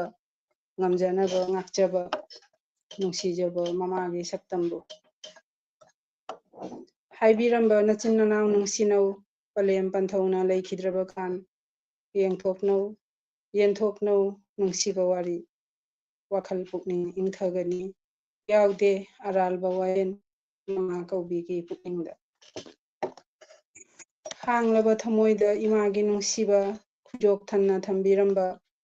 ꯂꯥꯝꯕ ꯐꯪꯗ꯭ꯔꯕ ꯏꯃꯥꯒꯤ ꯅꯨꯡꯁꯤꯕ ꯅꯤꯡꯁꯤꯡꯍꯜꯂꯤ ꯉꯁꯤꯗꯤ ꯃꯇꯣꯏꯅꯅ ꯌꯥꯏꯐꯕ ꯏꯃꯥꯒꯤ ꯅꯨꯃꯤꯠꯁꯤꯗ ꯂꯩꯔꯕꯁꯨ ꯆꯤꯡꯗꯣꯟ ꯃꯥꯄꯜ ꯋꯥꯡꯃꯗ ꯊꯝꯕꯤꯔꯝꯕ ꯅꯨꯡꯁꯤꯕ ꯅꯆꯥꯒꯤꯗꯃꯛ ꯌꯥꯏꯐ ꯃꯪꯒꯣꯜꯅꯤ ꯈꯟꯗꯨꯅ ꯅꯤꯡꯁꯤꯡꯖꯩ ꯊꯃꯣꯏꯗ ꯏꯃꯥꯕꯨ ꯇꯠꯇꯅ ꯌꯥꯏꯐꯕ ꯏꯃꯥꯒꯤ ꯅꯨꯃꯤꯠꯁꯤꯗ ꯂꯣꯏꯖꯔꯦ ꯊꯥꯒꯠꯆꯔꯤ ꯑꯣꯖꯥ ꯀꯩꯅꯥꯍꯟ ꯑꯩꯅꯗꯤ ꯏꯆꯦ ꯀꯧꯏ ꯑꯩꯈꯣꯏ ꯊꯪꯅꯕ ꯈꯨꯟꯒꯤꯅꯤꯅ ꯑꯩꯅ ꯁꯨꯝ ꯑꯩꯈꯣꯏꯅ ꯁ꯭ꯀꯨꯜ ꯇꯝꯃꯛꯄꯗ ꯏꯆꯦ ꯑꯣꯏꯅ ꯀꯣꯂꯦꯖ ꯀꯥꯔꯛꯄ ꯃꯇꯝꯗ ꯑꯩꯈꯣꯏ ꯍꯧꯖꯤꯛꯁꯨ ꯅꯤꯡꯁꯤꯡꯉꯤ ꯀꯥꯏꯗꯦ ꯀꯥꯏꯗꯦ ꯏꯆꯦ ꯍꯥꯏꯕꯗꯨꯅ ꯍꯦꯟꯅ ꯅꯨꯡꯁꯤ ꯇꯥꯕꯗ ꯌꯥꯝꯅ ꯀꯩꯅꯣꯗꯤ ꯑꯩꯈꯣꯏ ꯅꯨꯡꯁꯤꯔꯕ ꯃꯔꯤ ꯀꯩꯅꯣꯒꯤ ꯑꯣꯖꯥ ꯍꯥꯏꯔꯒꯅ ꯌꯥꯝꯅ ꯂꯥꯞꯊꯣꯛꯄ ꯃꯥꯜꯂꯦ ꯍꯣꯏ ꯑꯗꯨ ꯑꯣꯏꯔꯒꯁꯨ ꯑꯩꯈꯣꯏꯅ ꯁꯨꯝ ꯈꯔ ꯑꯩꯁꯤ ꯑꯩꯈꯣꯏꯅ ꯇꯧꯖꯕ ꯀꯩꯅꯣ ꯑꯩꯈꯣꯏ ꯁꯦꯃꯤ ꯐꯣꯔꯃꯥꯜ ꯍꯥꯏꯇꯥꯔꯦ ꯈꯖꯤꯛꯇꯪ ꯐꯣꯔꯃꯥꯜꯁꯨ ꯑꯣꯏꯕ ꯑꯗꯣ ꯍꯣꯏ ꯌꯥꯝꯅꯁꯨ ꯐꯣꯔꯃꯥꯜ ꯅꯠꯇꯕ ꯑꯩꯈꯣꯏꯒꯤ ꯃꯅꯨꯡꯗ ꯂꯩꯔꯤꯕ ꯃꯔꯤꯁꯨ ꯑꯩꯅ ꯌꯥꯝꯅ ꯐꯣꯔꯃꯥꯜ ꯀꯩꯅꯣꯗ ꯄꯟ ꯍꯥꯏꯇꯥꯔꯦ ꯌꯥꯝ ꯐꯣꯔꯃꯦꯂꯤꯇꯤꯒꯤ ꯄꯟꯗꯨꯅ ꯌꯥꯝꯅ ꯀꯩꯅꯣꯗ ꯑꯣꯏꯅ ꯄꯨꯁꯟꯅꯤꯡꯗꯕ ꯑꯩꯈꯣꯏ ꯂꯩꯔꯤꯕ ꯍꯣꯏ ꯄꯨꯝꯅꯃꯛ ꯍꯣꯏ ꯍꯥꯏꯇꯥꯔꯦ ꯇꯧꯕꯇꯕꯨ ꯑꯩꯈꯣꯏꯒꯤ ꯄꯨꯟꯁꯤꯒꯤ ꯑꯣꯏꯕ ꯈꯣꯡꯆꯠꯇ ꯃꯁꯥ ꯃꯁꯥꯒꯤ ꯏꯁꯥ ꯏꯁꯥꯒꯤ ꯍꯥꯏꯇꯥꯔꯦ ꯑꯋꯥꯕ ꯀꯌꯥ ꯊꯦꯡꯅꯔꯒꯁꯨ ꯉꯁꯤ ꯑꯩꯈꯣꯏ ꯏꯃꯥꯂꯣꯟ ꯅꯨꯡꯁꯤꯕꯒꯤ ꯅꯠꯇ꯭ꯔꯒꯅ ꯈꯖꯤꯛ ꯅꯣꯠ ꯑꯣꯟꯂꯤ ꯀꯩ ꯍꯥꯏꯇꯥꯔꯦ ꯂꯣꯟ ꯅꯨꯡꯁꯤꯕ ꯅꯠꯇ꯭ꯔꯕ ꯏꯖꯥꯇꯤ ꯈꯨꯟꯅꯥꯏꯒꯤꯗꯃꯛ ꯋꯥꯍꯩ ꯈꯔꯇꯪ ꯐꯣꯡꯗꯣꯛꯄ ꯉꯝꯕꯁꯦ ꯑꯁꯤꯒꯤ ꯈꯨꯗꯣꯡꯆꯥꯕ ꯄꯤꯕꯁꯤ ꯑꯃꯁꯨꯡ ꯑꯩꯈꯣꯏꯅ ꯍꯥꯏꯔꯨꯕꯗ ꯑꯣꯖꯥꯁꯤꯡꯅ ꯌꯥꯕꯤꯔꯛꯄꯁꯤ ꯑꯩ ꯇꯁꯦꯡꯅ ꯊꯥꯒꯠꯆꯩ ꯑꯃꯨꯛꯀꯁꯨ ꯍꯥꯏꯖꯔꯤ ꯑꯗꯨ ꯃꯃꯥꯡꯉꯩꯗꯁꯨ ꯍꯥꯏꯖꯈꯤꯕꯅꯤ ꯉꯁꯤꯒꯤꯁꯦ ꯑꯩꯅ ꯂꯣꯏꯅ ꯃꯐꯝ ꯂꯩꯔꯤꯕ ꯑꯁꯥꯝ ꯇ꯭ꯔꯤꯄꯨꯔꯥ ꯃꯅꯤꯄꯨꯔ ꯄꯨꯝꯅꯃꯛ ꯌꯥꯎꯍꯟꯅꯤꯡꯕꯅꯤ ꯑꯗꯨꯕꯨ ꯑꯩꯅ ꯈꯔ ꯈꯪꯒꯠꯄ ꯍꯥꯏꯇꯥꯔꯦ ꯃꯔꯨꯑꯣꯏꯅ ꯕꯪꯒ꯭ꯂꯥꯗꯦꯁ ꯑꯁꯥꯝꯒꯤꯁꯨ ꯑꯣꯏꯅ ꯀꯩꯅꯣ ꯇꯧꯖꯕꯅꯤꯅ ꯑꯣꯖꯥ ꯂꯥꯏꯁ꯭ꯔꯝ ꯔꯣꯃꯣꯂꯥꯅ ꯍꯥꯏꯕꯤꯔꯛꯄ ꯃꯊꯪꯗ ꯁꯣꯏꯗꯅ ꯑꯩꯈꯣꯏ ꯃꯅꯤꯄꯨꯔꯁꯨ ꯌꯥꯎꯍꯜꯂꯤꯃꯦ ꯑꯩꯈꯣꯏ ꯀꯩꯅꯣ ꯈꯨꯗꯤꯡꯒꯤ ꯇꯧꯕ ꯑꯗꯣ ꯉꯁꯤꯒꯤꯁꯤꯗꯤ ꯑꯩꯅ ꯁꯨꯝ ꯃꯅꯤꯄꯨꯔꯒꯤꯗꯤ ꯅ꯭ꯌꯨꯁꯇꯁꯨ ꯑꯩꯈꯣꯏ ꯁꯨꯝ ꯇꯥꯈꯤ ꯖꯦ ꯑꯩꯈꯣꯏ ꯋꯨꯃꯦꯟꯁ ꯗꯦ ꯑꯩꯈꯣꯏ ꯃꯥꯂꯦꯝ ꯅꯨꯄꯤꯒꯤ ꯅꯨꯃꯤꯠꯁꯤ ꯑꯩꯈꯣꯏ ꯄꯥꯡꯊꯣꯛꯄ ꯑꯗꯨꯒ ꯂꯣꯏꯅꯅ ꯃꯔꯤ ꯂꯩꯅꯅ ꯀꯩ ꯍꯥꯏꯇꯥꯔꯦ CSO ꯍꯥꯏꯒꯗ꯭ꯔꯥ ꯑꯩꯈꯣꯏ ꯑꯣꯔꯒꯅꯥꯏꯖꯦꯁꯟ ꯀꯌꯥꯅ ꯂꯨꯞ ꯀꯌꯥꯅꯁꯨ ꯊꯧꯔꯝ ꯀꯌꯥ ꯄꯥꯡꯊꯣꯛꯏ ꯑꯗꯨꯒ ꯕꯪꯒ꯭ꯂꯥꯗꯦꯁꯀ ꯇ꯭ꯔꯤꯄꯨꯔꯥꯒꯗꯤ ꯑꯁꯤꯒꯨꯝꯕ ꯊꯧꯔꯝꯁꯤ ꯑꯩꯈꯣꯏ ꯀꯌꯥ ꯄꯥꯡꯊꯣꯛꯀꯟꯗꯦ ꯅꯠꯇ꯭ꯔꯒ ꯄꯥꯡꯊꯣꯛꯇ꯭ꯔꯤ ꯃꯥꯅ ꯍꯥꯏꯅ ꯈꯜꯂꯤ ꯑꯗꯨꯅ ꯑꯩꯅ ꯁꯤꯗ ꯑꯁꯨꯝ ꯕꯪꯒ꯭ꯂꯥꯗꯦꯁ ꯇ꯭ꯔꯤꯄꯨꯔꯥꯒꯤ ꯌꯥꯔꯤꯉꯩ ꯃꯤꯁꯤ ꯌꯥꯝꯅ ꯌꯥꯎꯍꯟꯅꯤꯡꯉꯦ ꯑꯩꯅ ꯍꯥꯏꯔꯨꯕꯗꯤ ꯃꯌꯥꯝ ꯑꯃꯅꯤ ꯑꯗꯨꯕꯨ ꯃꯁꯥꯒꯤ ꯑꯆꯤꯟꯕ ꯇꯥꯏꯃꯤꯡ ꯆꯥꯟꯅꯗꯕ ꯃꯌꯥꯝ ꯑꯃ ꯂꯩꯗꯨꯅ ꯑꯩꯅ ꯁꯩꯔꯦꯡ ꯑꯃꯃꯝꯇꯪ ꯑꯣꯏꯔꯒꯁꯨ ꯀꯩꯅꯣꯁꯤꯡ ꯑꯩꯈꯣꯏ ꯏꯕ ꯅꯠꯇ꯭ꯔꯒꯅ ꯑꯁꯤꯒꯨꯝꯕ ꯄ꯭ꯂꯥꯠꯐꯣꯝꯗ ꯈꯔ ꯆꯪꯕꯒꯤ ꯀꯩ ꯍꯥꯏꯇꯥꯔꯦ ꯈꯔ ꯍꯩꯅꯕ ꯍꯥꯏꯒꯗ꯭ꯔꯥ ꯄꯨꯝꯅꯃꯛꯁꯦ ꯑꯩ ꯁꯨꯝ ꯍꯥꯏꯖꯔꯨꯕꯅꯤ ꯇꯣ ꯍꯥꯏꯔꯤꯕ ꯄꯨꯝꯅꯃꯛꯁꯦ ꯁꯨꯝ ꯍꯔꯥꯎ ꯍꯔꯥꯎꯅꯁꯨ ꯌꯥꯕꯤꯔꯛꯈꯤ ꯍꯧꯖꯤꯛ ꯑꯩꯅ ꯀꯩ ꯍꯥꯏꯇꯥꯔꯦ ꯃꯃꯥꯡꯉꯩꯗꯁꯨ ꯑꯩꯅꯁꯨ ꯍꯥꯏꯖꯈꯤ ꯑꯃꯨꯛꯀꯁꯨ ꯇꯨꯡꯗꯁꯨ ꯍꯥꯏꯖꯔꯤ ꯑꯩꯈꯣꯏ ꯃꯅꯤꯄꯨꯔꯤ ꯃꯤꯔꯣꯜ ꯈꯛꯇ ꯅꯠꯇꯦꯀꯣ ꯑꯩꯈꯣꯏ ꯀꯩꯅꯣꯗꯒꯤ ꯇ꯭ꯔꯤꯄꯨꯔꯥꯗꯒꯤ ꯈꯪꯗꯦ ꯕꯪꯒ꯭ꯂꯥꯗꯦꯁꯇꯒꯤ ꯈꯪꯗꯦ ꯕꯪꯒ꯭ꯂꯥꯗꯦꯁꯇꯒꯤꯁꯨ ꯑꯣꯟꯂꯥꯏꯟꯗꯁꯨ ꯃꯌꯥꯝ ꯑꯃ ꯀꯩ ꯍꯥꯏꯇꯥꯔꯦ ꯈꯔ ꯍꯧꯖꯤꯛꯇꯤ ꯇꯦꯛꯅꯣꯂꯣꯖꯤꯁꯦ ꯌꯥꯝꯅ ꯁꯝꯅ ꯎꯅꯕ ꯁꯛꯅꯥꯏ ꯎꯅꯅ ꯋꯥꯔꯤ ꯁꯥꯟꯅꯕꯒꯤ ꯈꯨꯗꯣꯡꯆꯥꯕꯁꯦ ꯂꯩꯔꯕꯅꯤꯅ ꯐꯦꯁꯕꯨꯛꯇ ꯁꯨꯝ ꯏꯊꯣꯛ ꯏꯁꯤꯟꯒꯤꯗ ꯅꯠꯇꯦꯀꯣ ꯆꯨꯝꯅꯒꯤ ꯈꯔ ꯑꯣꯔꯒꯅꯥꯏꯖꯦꯁꯟꯒꯤ ꯃꯥꯏꯀꯩꯗꯒꯤ ꯅꯠꯇ꯭ꯔꯁꯨ ꯂꯅꯥꯏ ꯀꯅꯥꯒꯨꯝꯕꯅꯁꯨ ꯃꯦꯁꯦꯟꯖꯔꯗ ꯉꯁꯤ ꯏꯔꯥꯏ ꯅꯨꯃꯤꯠ ꯈꯨꯗꯤꯡꯒꯤ ꯅꯠꯇ꯭ꯔꯒꯅ ꯊꯥꯒꯤ ꯃꯊꯪꯒꯤ ꯀꯩ ꯍꯥꯏꯇꯥꯔꯦ ꯃꯦꯕꯤ ꯃꯟꯊꯂꯤ ꯊꯥꯗ ꯅꯣꯡꯃ ꯅꯠꯇ꯭ꯔꯒ ꯅꯨꯃꯤꯠ ꯅꯤꯅꯤ ꯑꯍꯥꯟꯕ ꯅꯣꯡꯃꯥꯏꯖꯤꯡ ꯅꯠꯇ꯭ꯔꯒ ꯑꯅꯤꯁꯨꯕ ꯅꯣꯡꯃꯥꯏꯖꯤꯡ ꯅꯨꯃꯤꯠꯇ ꯅꯠꯇ꯭ꯔꯒꯅ ꯑꯍꯥꯟꯕ ꯏꯔꯥꯏ ꯑꯗꯨꯒꯨꯝꯕ ꯅꯨꯃꯤꯠꯁꯤꯒꯗꯤ ꯑꯩꯈꯣꯏ ꯃꯉꯥꯇꯪ ꯑꯣꯏꯔꯒꯁꯨ WhatsAppꯇꯕꯨ ꯑꯣꯏꯔꯁꯨ ꯀꯩ ꯍꯥꯏꯇꯥꯔꯦ ꯀꯩꯅꯣꯗꯕꯨ ꯑꯣꯏꯔꯁꯨ ꯑꯩꯈꯣꯏꯒꯤ ꯃꯦꯁꯦꯟꯖꯔꯗꯕꯨ ꯑꯣꯏꯔꯁꯨ ꯑꯃꯨꯛꯇ ꯃꯤ 5-6ꯇꯤ ꯁꯨꯝ ꯄꯨꯟꯕ ꯌꯥꯕꯅꯤ ꯑꯩꯅ ꯈꯟꯖꯕꯗ I don't know maybe ꯑꯩꯈꯣꯏ ꯁꯤꯒꯗꯤ 5-6ꯀꯤ ꯀꯩꯅꯣꯁꯤ ꯁꯨꯝ ꯈꯨꯗꯣꯡꯆꯥꯕ ꯂꯩ ꯑꯗꯨꯃꯥꯏꯅ ꯒ꯭ꯔꯨꯞ ꯁꯦꯝꯃꯤꯔꯒ ꯁꯨꯝ ꯃꯌꯥꯝꯁꯨ ꯁꯨꯝ ꯍꯣꯠꯅꯕꯤꯌꯨ ꯑꯩꯈꯣꯏꯅ ꯉꯝꯖꯕ ꯑꯩꯈꯣꯏꯁꯨ ꯁꯨꯝ ꯑꯩꯈꯣꯏ ꯍꯣꯠꯅꯖꯔꯛꯀꯅꯤ ꯑꯃꯁꯨꯡ ꯀꯩꯅꯣ ꯇꯧꯔꯛꯀꯅꯤ ꯇꯧꯕꯇꯕꯨ ꯄꯦꯟꯕꯗꯤ ꯅꯥꯏꯔꯣꯏ ꯇꯁꯦꯡꯅ ꯍꯥꯏꯔꯒꯗꯤ ꯑꯩꯒꯤ ꯑꯣꯏꯅꯁꯨ ꯄꯦꯟꯖꯗꯦ ꯑꯩꯗꯤ ꯅꯨꯡꯇꯤꯒꯤ ꯌꯥꯔꯒꯗꯤ ꯑꯩ ꯃꯃꯥꯡꯉꯩꯗꯁꯨ ꯍꯥꯏꯈꯤꯕꯅꯦ ꯑꯁꯤ ꯑꯩꯈꯣꯏ ꯂꯥꯞꯅ ꯂꯩꯕꯒꯤꯁꯨ ꯑꯣꯏꯔꯝꯕ ꯌꯥꯏ ꯑꯩꯈꯣꯏꯅ ꯅꯨꯡꯁꯤꯕ ꯑꯩꯈꯣꯏꯅ ꯈꯟꯖꯕꯁꯤ ꯈꯔꯁꯨ ꯍꯦꯟ ꯃꯥꯟꯅꯁꯨ ꯈꯜꯂꯤ ꯑꯗꯨꯒ ꯃꯃꯥꯡꯉꯩꯗ ꯑꯩꯅ ꯈꯜꯂꯝꯕꯗꯤ ꯑꯩꯈꯣই ꯁꯨꯃꯥꯏꯅ ꯍꯦꯛ ꯍꯥꯏꯔꯨꯕꯗ ꯃꯌꯥꯝꯁꯤꯅ ꯍꯔꯥꯎ ꯌꯥꯕꯤꯔꯛꯀꯅꯤꯁꯨ ꯊꯥꯖꯗꯕ ꯑꯗꯨꯒ ꯂꯣꯏꯅꯅ ꯀꯩꯅꯣꯒꯤ ꯑꯣꯟꯖꯨꯒꯤ ꯀꯩꯅꯣꯃ ꯂꯥꯛꯏ ꯃꯦꯁꯦꯖ ꯑꯃ ꯂꯥꯛꯏ ꯑꯩꯅ ꯃꯉꯣꯟꯗ ꯐꯣꯟꯁꯨ ꯇꯧꯖꯕꯅꯤ ꯃꯥꯒꯤ ꯅꯦꯠꯋꯥꯔꯛꯁꯤ ꯐꯖꯅ ꯌꯥꯗ꯭ꯔꯦ ꯁꯝꯊꯤꯡ ꯔꯣꯡ ꯅꯦꯠꯋꯥꯔꯛ ꯀꯅꯦꯛꯁꯟ ꯂꯩꯇꯕꯅ ꯃꯥ ꯑꯃꯨꯛ ꯍꯟꯅ ꯄꯥꯔꯇꯤꯁꯤꯄꯦꯠ ꯇꯧꯕ ꯀꯅꯦꯛꯁꯟ ꯇꯧꯕꯁꯤ ꯌꯥꯗ꯭ꯔꯦ ꯍꯥꯏꯅ ꯍꯥꯏꯕꯤꯔꯛꯏ ꯇꯣ ꯑꯗꯨ ꯌꯥꯗ꯭ꯔꯕꯅꯤꯅ ꯎꯄꯥꯏꯗꯤ ꯂꯩꯇꯦ ꯊꯦꯡꯛ ꯌꯨ ꯑꯣꯟꯖꯨ ꯀꯔꯤꯒꯨꯝꯕ ꯇꯥꯔꯒꯗꯤ ꯅꯠꯇ꯭ꯔꯒꯅ ꯇꯨꯡꯗ ꯇꯥꯔꯒꯗꯤ ꯅꯨꯡꯗꯤ ꯅꯨꯡꯉꯥꯏꯇꯦ ꯑꯁꯨꯝ ꯑꯔꯣꯏꯕ ꯋꯥꯍꯩꯁꯤꯡ ꯀꯩ ꯍꯥꯏꯇꯥꯔꯦ ꯑꯔꯣꯏꯕ ꯀꯣꯃꯦꯟꯁꯤ ꯑꯩꯈꯣꯏꯒꯤ ꯑꯣꯟꯖꯨꯗꯒꯤꯁꯨ ꯑꯣꯏꯅ ꯄꯤꯍꯟꯅꯤꯡꯕꯅꯤ ꯃꯍꯥꯛꯀꯤ ꯑꯔꯣꯏꯕ ꯀꯩ ꯍꯥꯏꯇꯥꯔꯦ ꯀꯣꯟꯀ꯭ꯂꯨꯁꯟ ꯔꯤꯃꯥꯔꯛꯁꯦ ꯑꯗꯨꯕꯨ ꯅꯦꯠꯋꯥꯔꯛꯀꯤ ꯈꯨꯗꯣꯡꯆꯥꯗꯕꯁꯤ ꯂꯩꯕꯅ ꯃꯍꯥꯛꯀꯤ ꯋꯥꯔꯣꯏꯁꯤꯟ ꯅꯠꯇ꯭ꯔꯒ ꯑꯔꯣꯏꯕ ꯋꯥꯍꯩꯁꯤ ꯇꯥꯕ ꯐꯪꯖꯈꯤꯗ꯭ꯔꯦ ꯑꯗꯨꯒ ꯂꯣꯏꯅꯅ ꯑꯩꯈꯣꯏꯒꯤ ꯃꯔꯛꯇ ꯍꯧꯖꯤꯛ ꯌꯥꯎꯔꯤꯕ ꯑꯣꯖꯥ ꯃꯤꯅꯥꯗꯒꯤ ꯂꯥꯁ ꯀꯩꯅꯣꯁꯤ ꯑꯩꯈꯣꯏ ꯁꯨꯝ ꯍꯥꯏꯕꯤꯌꯨ ꯑꯗꯨꯒ ꯑꯩꯅꯁꯨ ꯍꯥꯏꯔꯤꯁꯤꯅꯤ ꯑꯩꯈꯣꯏ ꯁꯩꯔꯦꯡꯒꯤ ꯂꯝꯗ ꯅꯠꯇ꯭ꯔꯒ ꯁꯥꯍꯤꯇ꯭ꯌꯒꯤ ꯂꯝꯗ ꯅꯧꯅ ꯀꯩꯅꯣ ꯇꯧꯕ ꯑꯣꯏꯔꯒꯁꯨ ꯑꯩꯈꯣꯏ ꯃꯃꯥ ꯑꯃ ꯑꯣꯏꯅ ꯀꯩꯅꯣ ꯑꯣꯏꯅ ꯃꯌꯥꯝꯗ ꯀꯔꯤ ꯍꯥꯏꯕꯤꯅꯤꯡꯕ ꯅꯤꯉꯣꯜꯁꯤꯡꯗ ꯏꯆꯥꯁꯤꯡꯗ ꯑꯗꯩ ꯇꯥꯕꯤꯔꯤꯕ ꯑꯍꯜ ꯂꯃꯟ ꯑꯗꯩꯗꯤ ꯑꯩꯈꯣꯏꯒꯤ ꯏꯅꯥꯎꯁꯤꯡꯗꯁꯨ ꯀꯔꯤ ꯍꯥꯏꯕꯤꯅꯤꯡꯕ ꯁꯨꯝ ꯑꯣꯖꯥ ꯊꯃꯣꯏ ꯁꯦꯡꯅ ꯁꯨꯝ ꯐꯣꯡꯗꯣꯛꯄꯤꯔꯝꯃꯨ ꯀꯔꯤꯝꯇ ꯆꯤꯡꯅꯕ ꯂꯩꯇꯅ ꯗ꯭ꯔꯣ ꯍꯥꯏꯒꯗ꯭ꯔꯥ ꯑꯩꯈꯣꯏ ꯃꯩꯇꯩꯔꯣꯟꯗ ꯍꯥꯏꯔꯒ ꯀꯩꯅꯣ ꯂꯩꯇꯅ ꯑꯩꯈꯣꯏꯒꯤ ꯀꯩ ꯍꯥꯏꯇꯥꯔꯦ ꯁ꯭ꯇꯦꯖꯇ ꯀꯥꯔꯒ ꯀꯩꯅꯣꯗ ꯐꯝꯃꯒ ꯍꯥꯏꯕꯗꯨ ꯅꯠꯇꯕ ꯏꯆꯝ ꯆꯝꯅ ꯑꯩꯈꯣꯏꯒꯤ ꯃꯥꯡꯒꯣꯟꯗ ꯁꯨꯃꯥꯡꯗ ꯐꯝꯃꯒ ꯋꯥꯔꯤ ꯁꯥꯟꯅꯕꯗꯧꯅ ꯁꯨꯝ ꯍꯥꯏꯕꯤꯌꯨ ꯀꯔꯤꯝꯇ ꯀꯥꯏꯗꯦ ꯗꯦꯌꯔ ꯏꯁ ꯅꯣ ꯀꯩ ꯍꯥꯏꯇꯥꯔꯦ ꯌꯥꯝꯅ ꯊꯧꯒꯜꯂꯣꯟ ꯂꯩꯅ ꯑꯩꯈꯣꯏ ꯃꯩꯇꯩꯒꯤ ꯀꯩꯅꯣ ꯑꯣꯏꯅ ꯍꯥꯏꯕ ꯅꯠꯇꯕ ꯁꯨꯝ ꯍꯥꯏꯕꯤꯌꯨ ꯀꯥꯏꯗꯦ ꯑꯩꯒꯤ ꯁꯤꯒꯤ ꯁꯩꯔꯦꯡ ꯁꯩꯗꯤꯟꯅꯕ ꯅꯨꯃꯤꯠꯁꯦ ꯑꯩꯒꯤ ꯗꯥꯏꯔꯤꯗ ꯏꯅ ꯊꯝꯕ ꯌꯥꯕ ꯀꯩꯅꯣꯅꯤ ꯇꯧꯗꯧꯅꯤ ꯄꯨꯟꯁꯤꯒꯤ ꯑꯍꯥꯟꯕ ꯑꯣꯟꯂꯥꯏꯟꯒꯤ ꯁꯩꯔꯦꯡ ꯄꯥꯖꯕꯅꯦꯕ ꯃꯗꯨꯒ ꯑꯩꯒꯤ ꯄꯨꯟꯁꯤꯒꯤ ꯑꯍꯥꯟꯕ ꯑꯣꯏꯅ ꯄꯥꯔꯝꯃꯁꯨ ꯑꯩꯅ ꯃꯤ ꯄꯥꯏꯖꯈꯤꯕꯁꯦ ꯀꯅꯥꯗ ꯀꯔꯤ ꯍꯥꯏꯔꯨꯒꯅꯤ ꯁꯨꯝ ꯁ꯭ꯇꯦꯖꯇ ꯀꯥꯕꯅꯤ ꯑꯗꯣ ꯑꯣꯟꯂꯥꯏꯟꯗ ꯍꯥꯏꯕꯁꯤꯒ ꯑꯩ ꯃꯥꯅꯦ ꯑꯩꯒꯤ ꯃꯤ ꯄꯥꯏꯕꯁꯦ ꯑꯩ ꯀꯅꯥꯗꯁꯨ ꯍꯥꯏꯅ ꯈꯪꯉꯣꯏ ꯍꯧꯖꯤꯛꯇꯤ ꯌꯥꯝꯅ ꯅꯨꯡꯉꯥꯏꯅ ꯀꯝꯐꯣꯔꯇꯦꯕꯜ ꯑꯣꯏꯅ ꯍꯥꯏꯔꯗꯤ ꯑꯇꯩꯁꯨ ꯄꯥꯎ ꯍꯥꯏꯔꯁꯨ ꯑꯩ ꯂꯣꯏ ꯄꯥꯊꯣꯛꯑꯝꯃꯁꯨ ꯄꯥꯊꯣꯛꯑꯒꯦ ꯍꯥꯏꯕ ꯃꯗꯨꯕꯨ ꯑꯇꯩꯁꯨ ꯑꯗꯨꯒꯤ ꯁꯩꯔꯦꯡ ꯌꯥꯝ ꯄꯥꯖꯅꯤ ꯐꯩ ꯍꯥꯏꯕꯗ ꯑꯩ ꯍꯥꯏꯕꯤꯌꯨ ꯑꯩꯒꯤ ꯑꯣꯟꯂꯥꯏꯟꯒꯤ ꯁꯩꯔꯦꯡ ꯄꯥꯕ ꯈꯣꯠꯄ ꯑꯀꯤꯕ ꯀꯔꯤꯁꯨ ꯂꯩꯈꯤꯗꯔꯦ ꯌꯥꯝꯅ ꯅꯨꯡꯉꯥꯏꯖꯩ ꯏꯅꯥꯎꯕꯨ ꯑꯃꯨꯛꯀ ꯍꯟꯅ ꯊꯥꯒꯠꯂꯤ ꯑꯩꯕꯨ ꯁꯤꯒꯤ ꯈꯨꯗꯣꯡꯆꯥꯕ ꯀꯩꯅꯣ ꯇꯧꯕꯒꯤꯗꯃꯛ ꯃꯗꯨꯒ ꯑꯁꯤꯒꯨꯝꯕ ꯊꯧꯔꯝ ꯀꯩꯅꯣꯁꯦ ꯄ꯭ꯔꯣꯒ꯭ꯔꯥꯝ ꯕ ꯊꯧꯔꯝꯁꯦ ꯑꯇꯩꯁꯨ ꯀꯔꯤ ꯍꯥꯏꯅꯤ ꯊꯥ 3-4 ꯅꯠꯇꯅ ꯑꯗꯨꯝ ꯊꯥꯈꯥꯏꯗ ꯍꯥꯏꯔꯣꯕ ꯁꯞꯇꯥꯗ ꯍꯥꯏꯔꯁꯨ ꯇꯧꯔꯁꯨ ꯀꯥꯏꯗꯦ ꯃꯁꯤꯗꯤ ꯑꯇꯩꯁꯨ ꯅꯧꯅ ꯏꯈꯠꯂꯛꯄ ꯃꯈꯣꯏꯒꯤ ꯄꯨꯛꯅꯤꯡ ꯊꯧꯒꯠꯄ ꯑꯩꯒꯨꯝꯕ ꯁꯤꯅꯤꯌꯔ ꯑꯣꯏꯔꯒ ꯖꯨꯅꯤꯌꯔ ꯁꯩꯔꯦꯡꯗ ꯂꯥꯛꯄ ꯁꯤꯒꯨꯝꯕꯒꯤꯗꯤ ꯌꯥꯝꯅ ꯀꯔꯤ ꯍꯥꯏꯅꯤ ꯀꯥꯟꯅꯕ ꯃꯗꯨꯒꯨꯝꯕ ꯀꯩꯅꯣꯃꯅꯤ ꯃꯗꯨꯅ ꯏꯁꯣꯔꯒꯤ ꯃꯐꯝꯗ ꯃꯤꯑꯣꯏꯒꯤ ꯄꯨꯟꯁꯤ ꯌꯥꯏꯐ ꯁꯥꯡꯕ ꯄꯥꯝꯃꯤ ꯑꯇꯩꯁꯨ ꯁꯨꯝꯗꯧꯅ ꯄꯥꯅꯕꯤ ꯁꯤ ꯍꯥꯏꯔꯒ ꯑꯩꯒꯤ ꯑꯂꯣꯏꯕ ꯁꯩꯔꯦꯡ ꯑꯃꯇꯪ ꯄꯥꯊꯣꯛꯆꯒꯦ ꯑꯩꯒꯤ ꯑꯂꯣꯏꯕ ꯁꯩꯔꯦꯡ ꯃꯤꯠ ꯁꯅꯥ ꯂꯩꯕꯥꯛ ꯃꯅꯤꯄꯨꯔ ꯃꯊꯛꯇ ꯑꯣꯠ ꯅꯩꯅꯕ ꯃꯌꯥꯝ ꯇꯧꯕ ꯏꯃꯥꯒꯤ ꯅꯨꯡꯉꯥꯏꯇꯕ ꯁꯤ ꯃꯐꯝꯗ ꯁꯩꯔꯦꯡ ꯑꯃꯇꯪ ꯑꯩ ꯄꯥꯊꯣꯛꯆꯒꯦ ꯃꯤꯠ ꯇꯥꯡꯍꯟꯕꯤꯔꯣ ꯑꯩꯒꯤ ꯅꯥ ꯄꯪꯍꯟꯕꯤꯔꯣ ꯃꯤꯑꯣꯏꯕꯒꯤ ꯄꯨꯟꯁꯤꯗ ꯌꯥꯝꯈ꯭ꯔꯦ ꯑꯋꯥꯕꯒꯤ ꯆꯩꯊꯦꯡ ꯃꯤꯠ ꯅꯥ ꯐꯕꯒꯤ ꯇꯤꯚꯤ ꯍꯥꯡꯕꯒ ꯎꯕ ꯐꯪꯂꯤ ꯁꯅꯥ ꯂꯩꯕꯥꯛꯇ ꯃꯤꯍꯥꯠ ꯃꯤꯅꯩꯒꯤ ꯇꯝꯊꯤꯔꯕ ꯃꯃꯤ ꯀꯌꯥ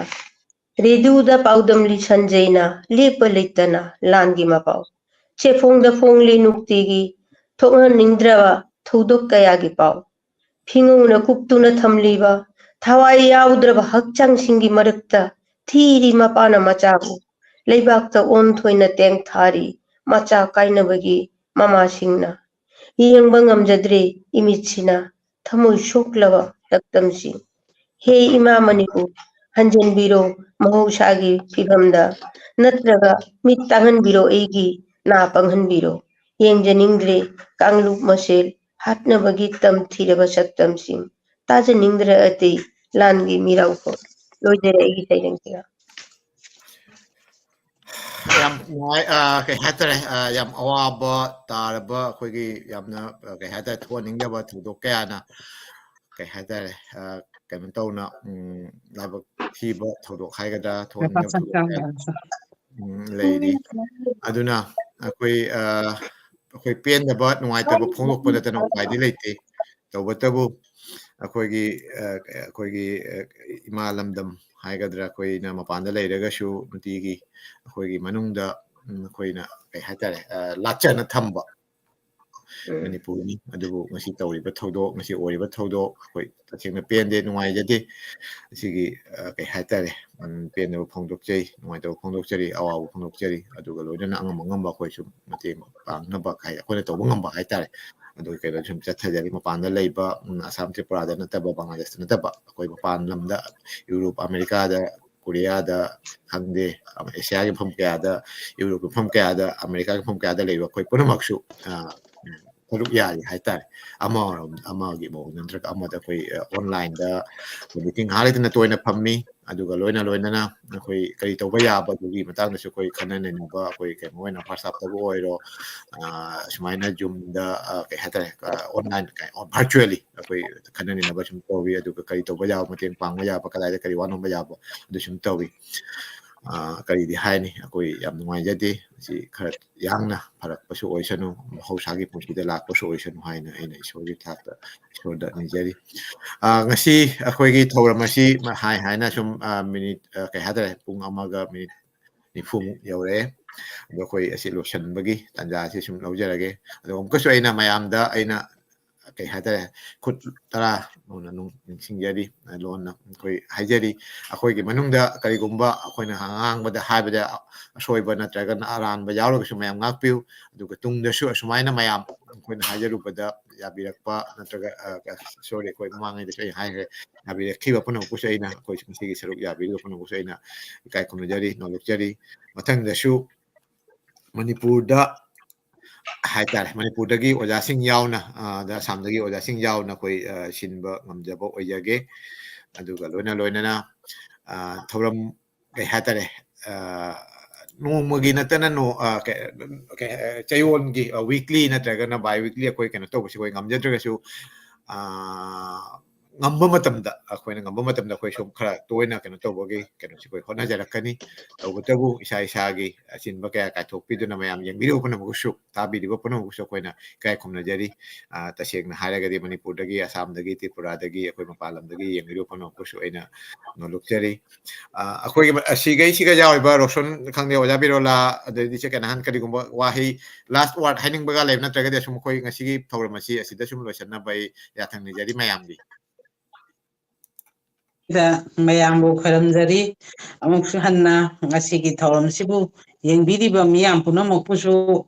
pukning thawatpireiba akoigi pukning hakchang thawatpiriba miyam punamakpusu thagatpa phongdoksari mayam tinbiriba ojajing punamakpusu merorbusu merorgi ojabusu oja promotbusu thagatpa phongdoksari matang asida ngasigi kainaba yathang ninjari. Thank you all. Mayam ingbiru punamakpusu kainabu yathang nijari. Thank you.